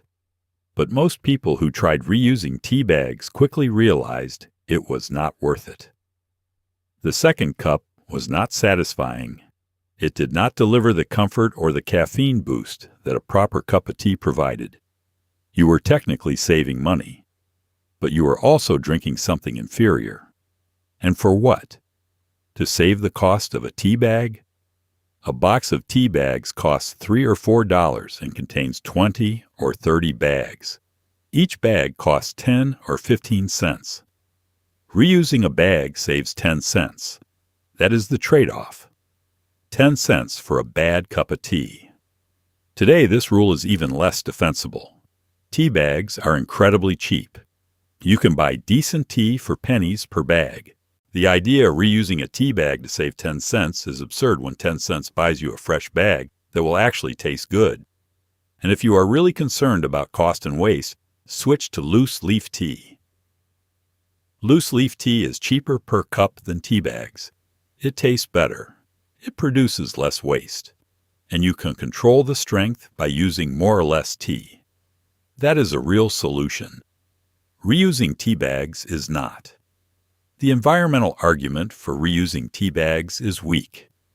Yes, you are keeping the tea bag out of the trash for one more use. But tea bags are biodegradable. They break down. They are not a major source of waste. If you care about environmental impact, the real issue is the packaging. The tea comes in and the energy used to produce and transport it. Reusing a tea bag does not address any of that. It just delays disposal by a day. Some people claim that certain types of tea are designed to be steeped multiple times. That is true for some high-quality loose-leaf teas. Oolong, pu'er, some green teas. Those teas are made from whole leaves that release flavor gradually over multiple steepings. But those are not the tea bags your grandmother was reusing. She was reusing cheap black tea in paper bags. That tea does not improve with multiple steepings. It just gets weaker. This rule sits in F tier because it delivers a bad experience to save an insignificant amount of money. You are not saving enough to matter. And you are making your tea worse in the process. Tea is supposed to be enjoyable. It is supposed to be comforting. A weak, sad cup of tea made from a reused bag is neither of those things. It is just depressing. If you cannot afford fresh tea bags, drink water. If you can afford fresh tea bags, use them once and enjoy them. Do not reuse them. Life is too short for bad tea. F tier. Use the same bathwater for multiple people. Bathwater does not get drained after one person bathes. The next person gets in, then the next. By the time the third or fourth person uses the water, it is lukewarm and gray. But it is still water, and water costs money. Heating water costs money. So the water stayed in the tub until everyone had bathed. This rule made sense in an era when heating water was expensive and time-consuming. But it was unpleasant, and today, it is completely unacceptable by modern hygiene standards. This practice was more common in rural areas and in households without modern plumbing. In the 1960s, most American homes had hot running water, but in some places, especially rural areas or older homes, hot water was limited. The water heater was small. It could only heat so much water at a time. Or the home did not have a water heater at all. Water had to be heated on the stove and carried to the tub. That was labor-intensive, so once the tub was filled with hot water, it made sense to use that water as many times as possible before draining it. The order mattered. The cleanest people bathed first, usually the father, then the mother, then the children in order from oldest to youngest. By the time the youngest child got in, the water had been used 3 or 4 times. It was no longer hot. It was gray from accumulated soap and dirt. It was not a pleasant bath, but it was still a bath. You got wet. You used soap. You got clean enough. That was the standard. Today, this rule is unthinkable for most people. We have endless hot water. Water heaters are large and efficient. Heating water is cheap. And our standards for hygiene have changed. The idea of bathing in water that other people have already bathed in feels disgusting. It is dirty water. It has dead skin cells. It has bacteria. It has whatever dirt the previous person brought into the tub. Getting into that water does not make you clean. It makes you less dirty than you were. But it is not the same as a proper bath. The environmental argument for this rule is real but insufficient. Water is a precious resource. Heating water uses energy. Using the same bathwater for multiple people reduces both water consumption and energy consumption. That is positive, but the reduction is modest. A bath uses about 30 to 50 gallons of water. If 4 people share that water, you save 90 to 150 gallons. That is significant, but showers use much less water than baths. A typical shower uses 15 to 25 gallons. If all 4 people showered instead of bathing, you would use 60 to 100 gallons total. Less than a shared bath. And everyone gets clean water. The health concerns are real. Shared bathwater can spread bacteria and fungal infections. If one person has athlete's foot, everyone who uses that bathwater is exposed. If someone has a cut or a scrape, the bathwater becomes contaminated. This was less understood in the 1960s, but we know better now. Shared bathwater is a hygiene risk. This rule sits in F tier because it is unpleasant, outdated, and unnecessary. It made sense when heating water was difficult and expensive. It does not make sense now. We have better options. Showers use less water and less energy than baths. Modern water heaters provide enough hot water for everyone to shower separately. There is no reason to share bathwater. None. If you are concerned about water conservation, take shorter showers. Install a low-flow shower head. Turn off the water while you soap up. Those strategies actually work, and they do not require anyone to bathe in someone else's dirty water. This rule is a relic of a time when infrastructure was limited and hygiene standards were lower. Let it stay in the past. F tier. Save and reuse. Aluminum foil pie pans. The aluminum pie pan from a store-bought pie does not get thrown away. It gets washed and saved. Then it gets used again. For baking another pie. For holding leftovers. For organizing small items in a drawer. The pans were free. They came with the pie. And they seemed too useful to throw away. But they were also flimsy. They bent easily. They did not hold their shape after the first use. And they took up space in the cabinet. This rule turned disposable packaging into clutter without delivering much value. This practice was common in the 1960s when store-bought pies came in reusable aluminum pans. The pans were thin but functional. After you ate the pie, you had an empty pan. Throwing it away felt wasteful. The pan was aluminum. It was shiny. It looked like it could be used again. So you washed it. You dried it. You added it to the stack of other saved pie pans in the cabinet. The pans accumulated quickly. Every pie added another pan. Every pot pie. Every frozen quiche.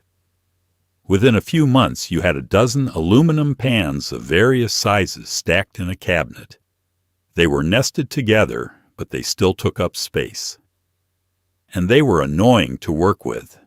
The pans were so thin that they buckled if you picked them up wrong. They did not sit flat on oven racks. They did not hold heat evenly. They were functional in the loosest sense of the word, but they were not good.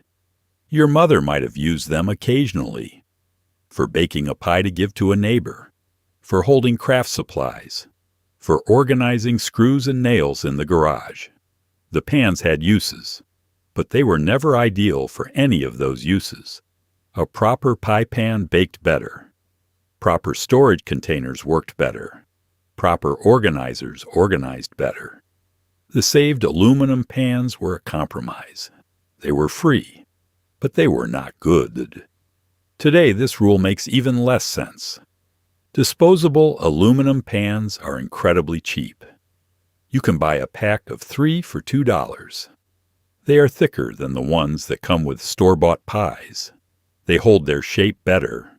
They bake more evenly. If you need a disposable pan, buy a new one. It costs pennies and it works better than a saved one that has been used 3 times and is bent out of shape. If you are baking pies regularly, buy a real pie pan. A glass or ceramic pie pan costs $10 or $15 and lasts for decades. It bakes better than aluminum. It looks better. It does not buckle or bend. And you do not have to save a stack of flimsy disposable pans that take up space in your cabinet. The environmental argument for reusing these pans is complicated. Yes, reusing them keeps them out of the landfill temporarily. But aluminum is recyclable. If you throw the pan in the recycling bin, it gets melted down and turned into new aluminum. That is a better end of life than sitting in your cabinet being used badly a few times before eventually being thrown away anyway. If you genuinely want to reduce waste, stop buying store-bought pies in disposable pans. Make your own pies in a reusable pan. That eliminates the disposable pan entirely. That is actual waste reduction. Saving the disposable pan and using it badly a few times is not waste reduction. It is just delaying disposal. This rule sits in F tier because it creates clutter without creating value. The pans are flimsy. They do not work well. They take up space. And better alternatives exist for every possible use. If you need a pie pan, buy a real one. If you need storage containers, buy proper containers. If you need to organize small items, buy drawer organizers. Do not save a stack of bent aluminum pans just because they were free. Free is not the same as useful. This rule is clutter disguised as thrift. And clutter is expensive in its own way. It takes up space. It makes your cabinets harder to navigate. It creates mental overhead every time you open the cabinet and see a stack of junk you never use. Throw the pans away, or recycle them, and move on with your life. F tier. Wash and reuse. Plastic sandwich bags. The plastic sandwich bag does not get thrown away after holding a sandwich. It gets turned inside out, washed in the sink, and hung on the dish rack to dry. Then it gets folded and stored with the other wash bags. The next time you need to pack a sandwich, you grab one from the stack. The bags were thin and cheap, but they could technically be washed and reused. The problem was that they were designed to be disposable. They tore easily. They developed holes. They never quite got clean. And the time spent washing them was worth more than the cost of new bags. This was a common practice among the most frugal households in the 1960s. Plastic sandwich bags were relatively new. They were convenient. But they cost money. A box of 50 bags might cost $1. That was cheap. But if you could wash and reuse each bag 3 or 4 times, you could make that box last months instead of weeks. So some people tried. The washing process was tedious. After the sandwich was eaten, the bag came home.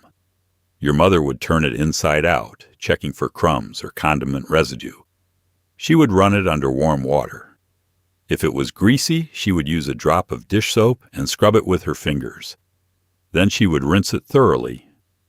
The wet bag would get draped over the faucet or hung on the dish rack next to the glasses and plates. By the next morning, it was dry. She would fold it and add it to the drawer with the other clean bags. The bags never looked quite right after washing. They had a cloudy appearance. The creases from being folded and reused were permanent. Sometimes there were small tears or holes that made them leak. But they were still technically functional. You could still put a sandwich in one. It just did not seal as well as a new bag. And it looked dingy. The bigger problem was hygiene. Plastic sandwich bags are not designed to be washed. The seams trap moisture and bacteria. The thin plastic does not dry completely. Even after washing, the bags could harbor bacteria from previous use. If you used a bag for a sandwich with mayonnaise, washing it with dish soap and water did not necessarily kill all the bacteria. The next sandwich you packed in that bag was at risk of contamination.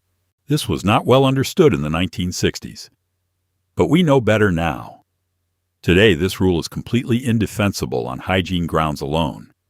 Food safety standards have improved. We understand cross-contamination. We understand that thin plastic bags cannot be effectively sanitized at home. Reusing them is a health risk, and the financial savings are negligible. A box of sandwich bags costs $2 or $3 and contains 50 or more bags. Each bag costs 5 or 6 cents. Washing and reusing a bag to save 6 cents is not worth the time or the risk. If you want reusable sandwich storage, better options exist. Reusable silicone bags exist. They are thick. They seal properly. They can be washed in the dishwasher and actually get clean. They last for years. They cost more up front, but they are designed for reuse. That is the smart solution. Disposable plastic bags are not designed for reuse. Trying to force them into that role does not work. The environmental argument is the only one that holds any weight. Disposable plastic bags are plastic waste. They do not biodegrade. Reusing them keeps them out of the landfill temporarily. But again, if you care about waste, buy reusable bags that are actually designed for multiple uses. Or use cloth napkins or beeswax wraps or any of the other actual reusable options that exist. Do not wash flimsy disposable bags and pretend you are solving the problem. This rule sits in F tier because it is unsanitary, inefficient, and unnecessary. The bags do not clean properly. They pose a health risk. The time spent washing them is not worth the tiny savings. And better alternatives exist for people who actually want to reduce waste. Disposable sandwich bags are disposable. Use them once and throw them away. Or stop using them entirely and switch to something reusable. But do not wash them. It does not work. It never worked.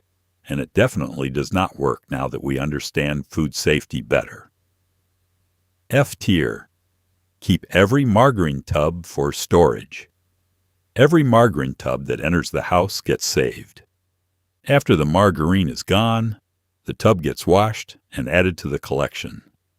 Within months, you have dozens of margarine tubs stacked in a cabinet.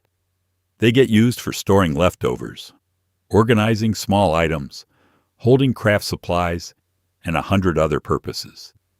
The tubs were free, and they seemed useful. But they also took over the kitchen. They did not stack efficiently. The lids never matched, and most of them sat unused while taking up valuable cabinet space. This practice was everywhere in the 1960s, and it continued well into the 80s and 90s. Margarine came in plastic tubs. The tubs were sturdy. They had lids. They were the perfect size for storing leftovers, and they were free. Once the margarine was gone, why would you throw away a perfectly good container? So you kept it, and you kept the next one, and the next one. Before long, you had an entire cabinet shelf dedicated to margarine tubs. The tubs were genuinely useful for some things. Leftover chili went into a margarine tub. Leftover pasta salad went into a margarine tub. Button collections, spare change, rubber bands, paper clips, all of it ended up in margarine tubs. The tubs were everywhere. In the kitchen, in the garage, in the craft room. They became the default storage solution for small items. But the system had problems. The tubs did not stack well because the lids were separate and the containers were tapered. A stack of margarine tubs took up more space than it should. The lids never stayed matched to their containers. You would grab a tub from the cabinet and then spend 5 minutes digging through a pile of lids looking for one that fit. Sometimes you never found the right lid. Sometimes you just used aluminum foil to cover the top. The tubs also looked cheap. If you brought leftovers to a potluck in a margarine tub, everyone knew exactly what it was. There was no hiding it. The logo was stamped on the side.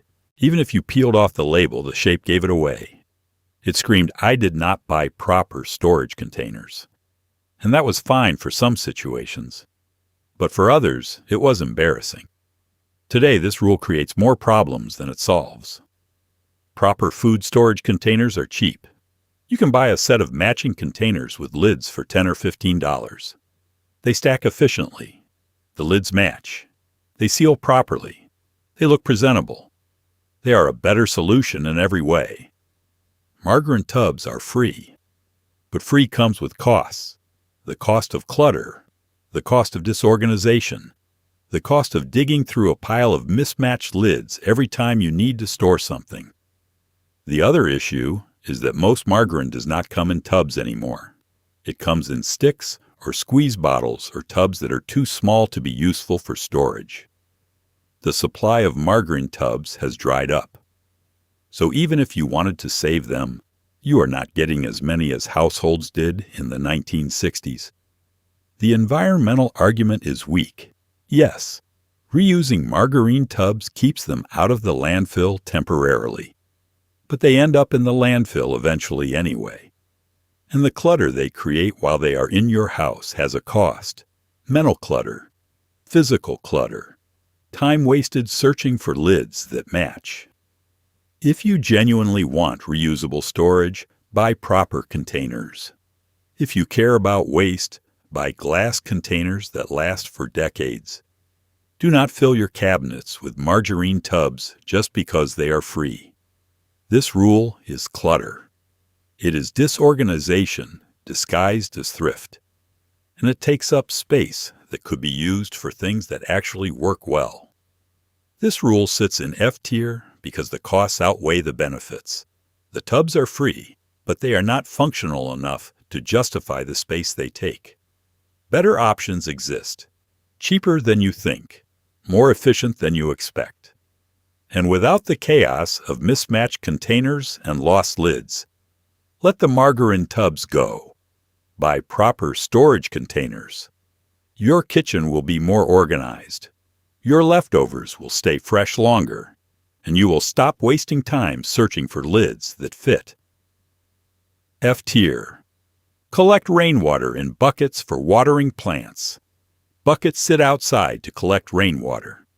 When it rains, the buckets fill. Later, your mother uses that water to water the garden and the houseplants.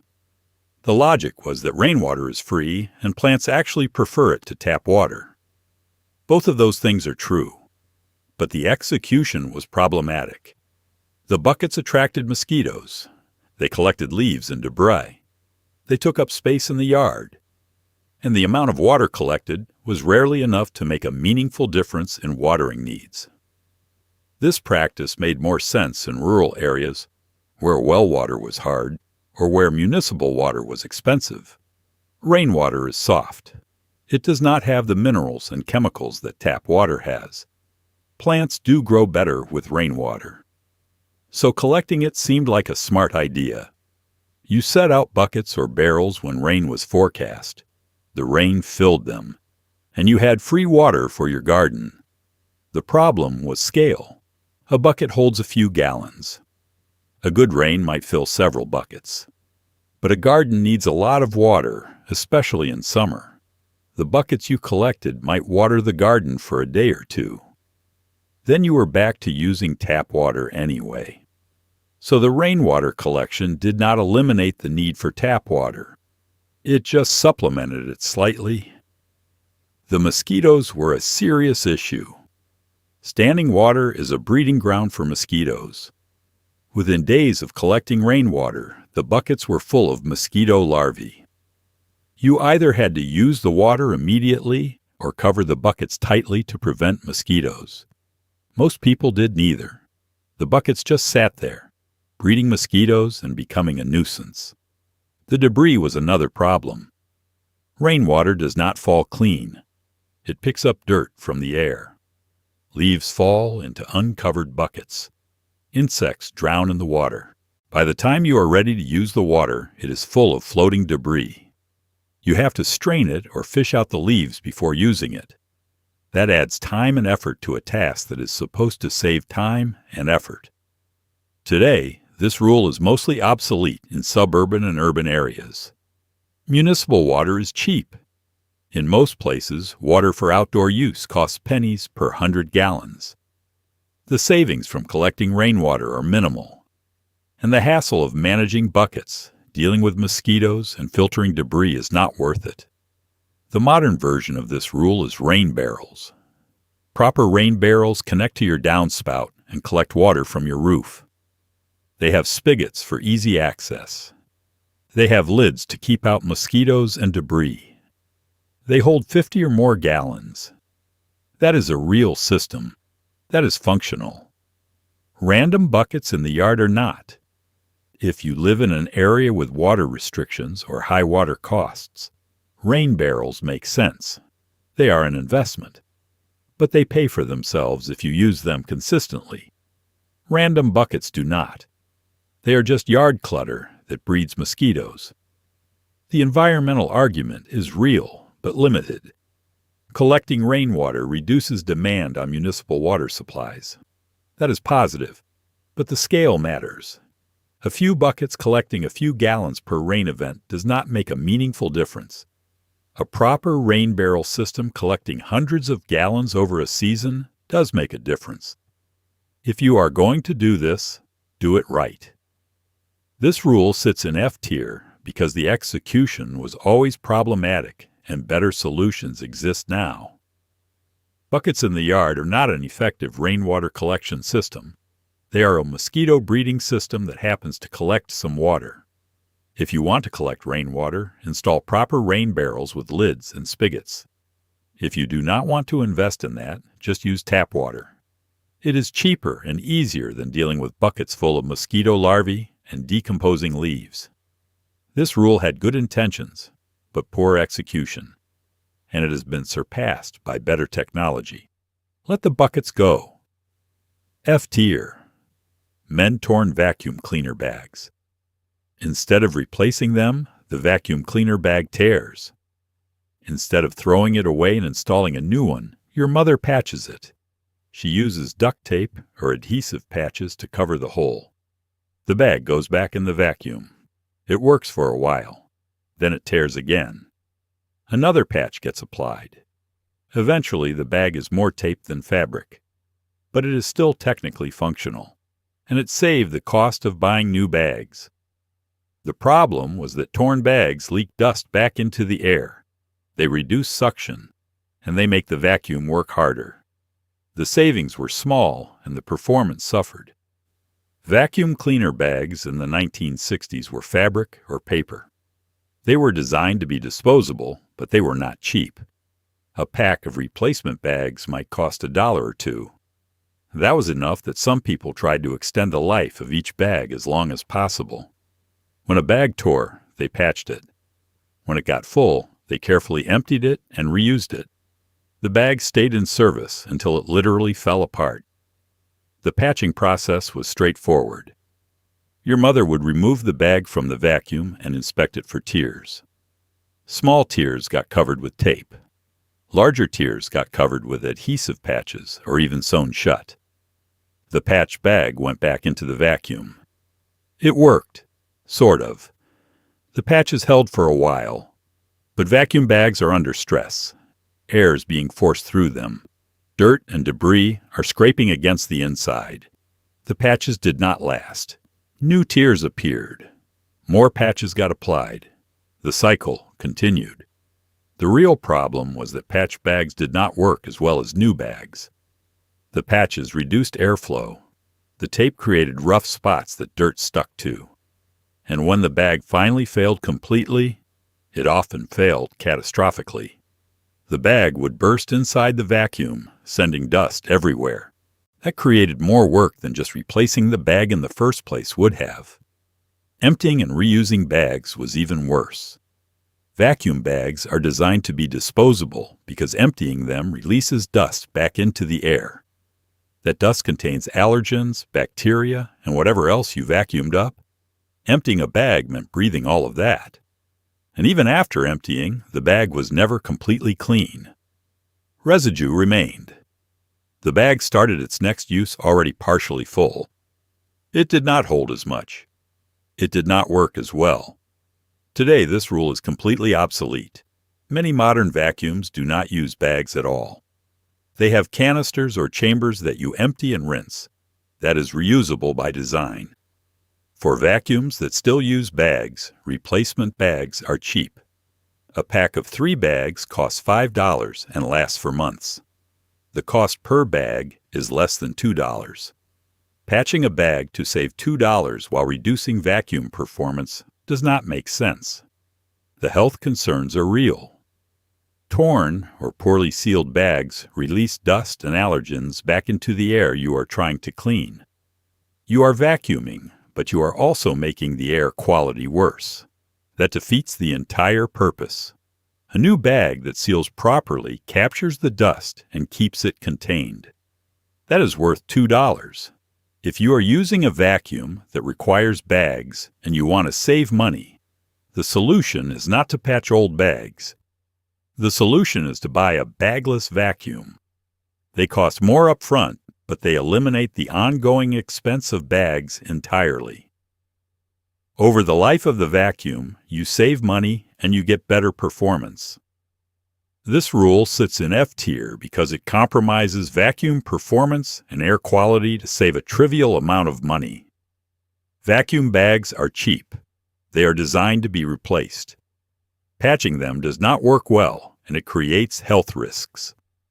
This is another example of extreme frugality that does more harm than good. Your vacuum is a tool. It needs to work properly. Using torn patch bags makes it work poorly. That is not thrift. That is self-sabotage. Replace the bags when they need replacing, or switch to a bagless vacuum and eliminate the problem entirely. F tier. Save cooking. Grease from every meal in one giant container.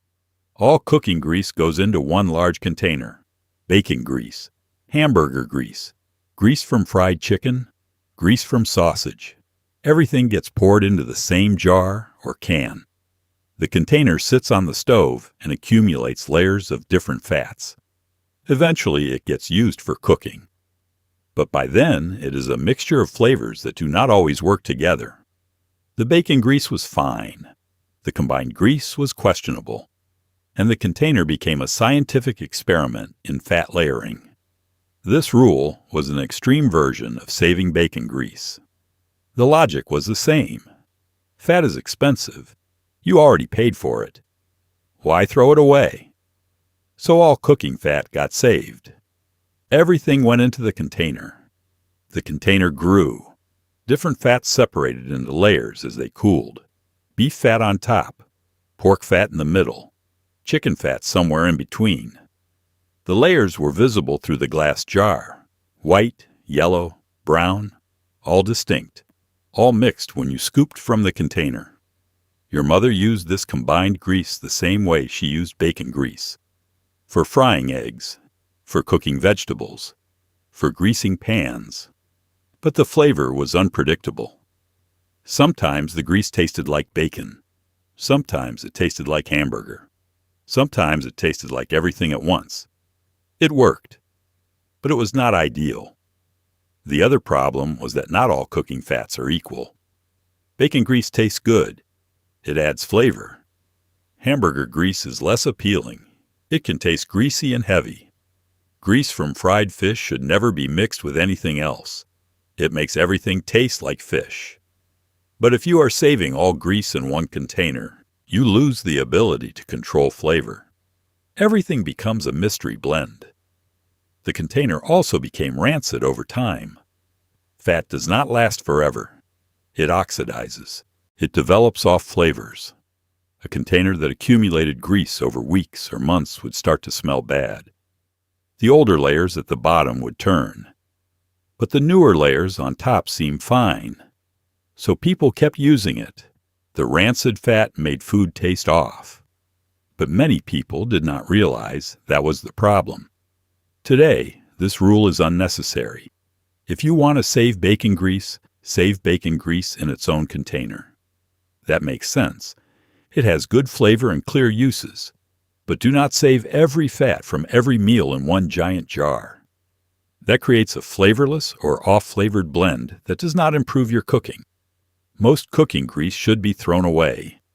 Hamburger grease is mostly waste fat with little flavor value.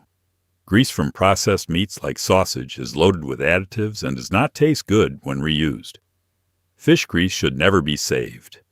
The only fats worth saving are bacon grease, duck fat if you cook duck, and maybe rendered chicken fat if you roast a lot of chicken. Everything else can go in the trash or be disposed of properly. The disposal method matters too. Do not pour grease down the drain.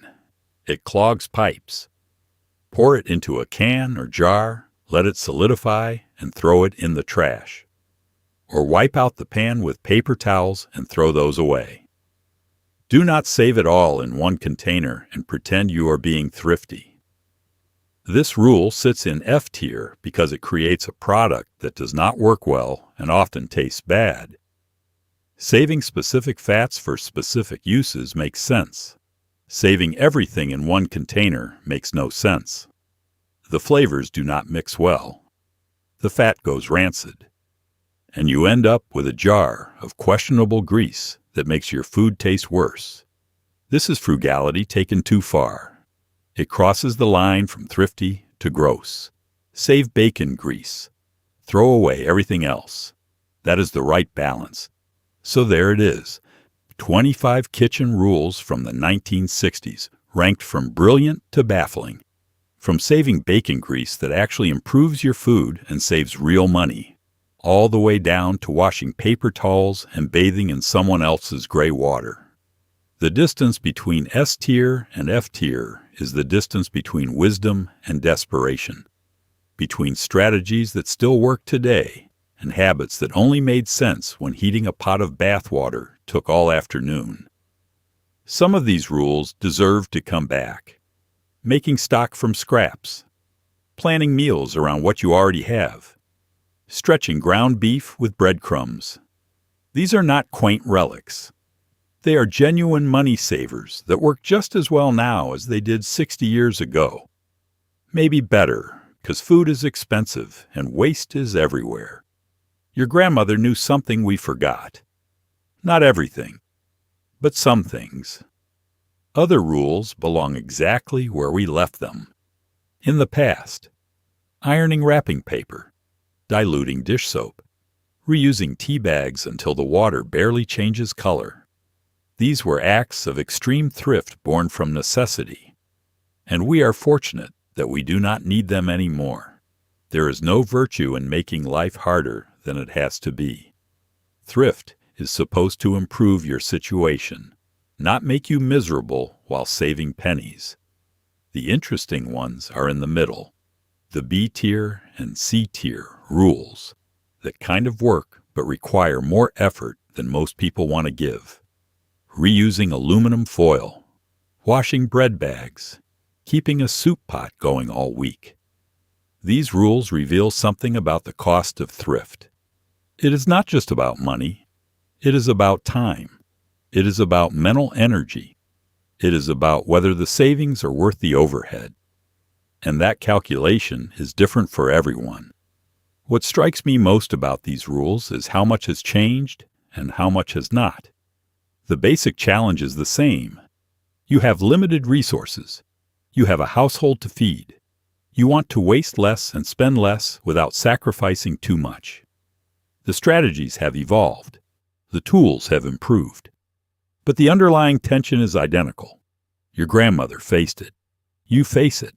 The question is just which rules still make sense and which ones we can finally let go. If you made it this far, thank you for spending this time with me. If you enjoyed this, hit that like button. Leave a comment telling me which rule your family followed or which one surprised you most. Subscribe if you have not already, because we are just getting started. Next time, we are going back even further.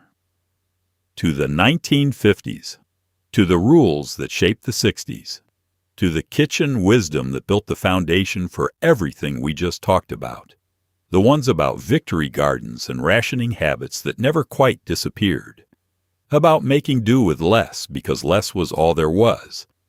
And if you want to fall asleep to this kind of thing, or listen while you cook, or just have it on in the background while you work, we are on Spotify now. Same voice, same stories, just easier to access wherever you are. Link is in the description. It is 1963 again. The bacon grease is cooling in the can. The stock pot is simmering. Your mother is at the counter, planning meals around what is already in the house. Some of these rules made her life easier. Some of them just made her tired. But she kept the ones that worked and quietly dropped the ones that did not. That is the real lesson. Not every old rule is wisdom, but some of them are, and the trick is knowing which is which. Thanks for watching. I will see you in the next one.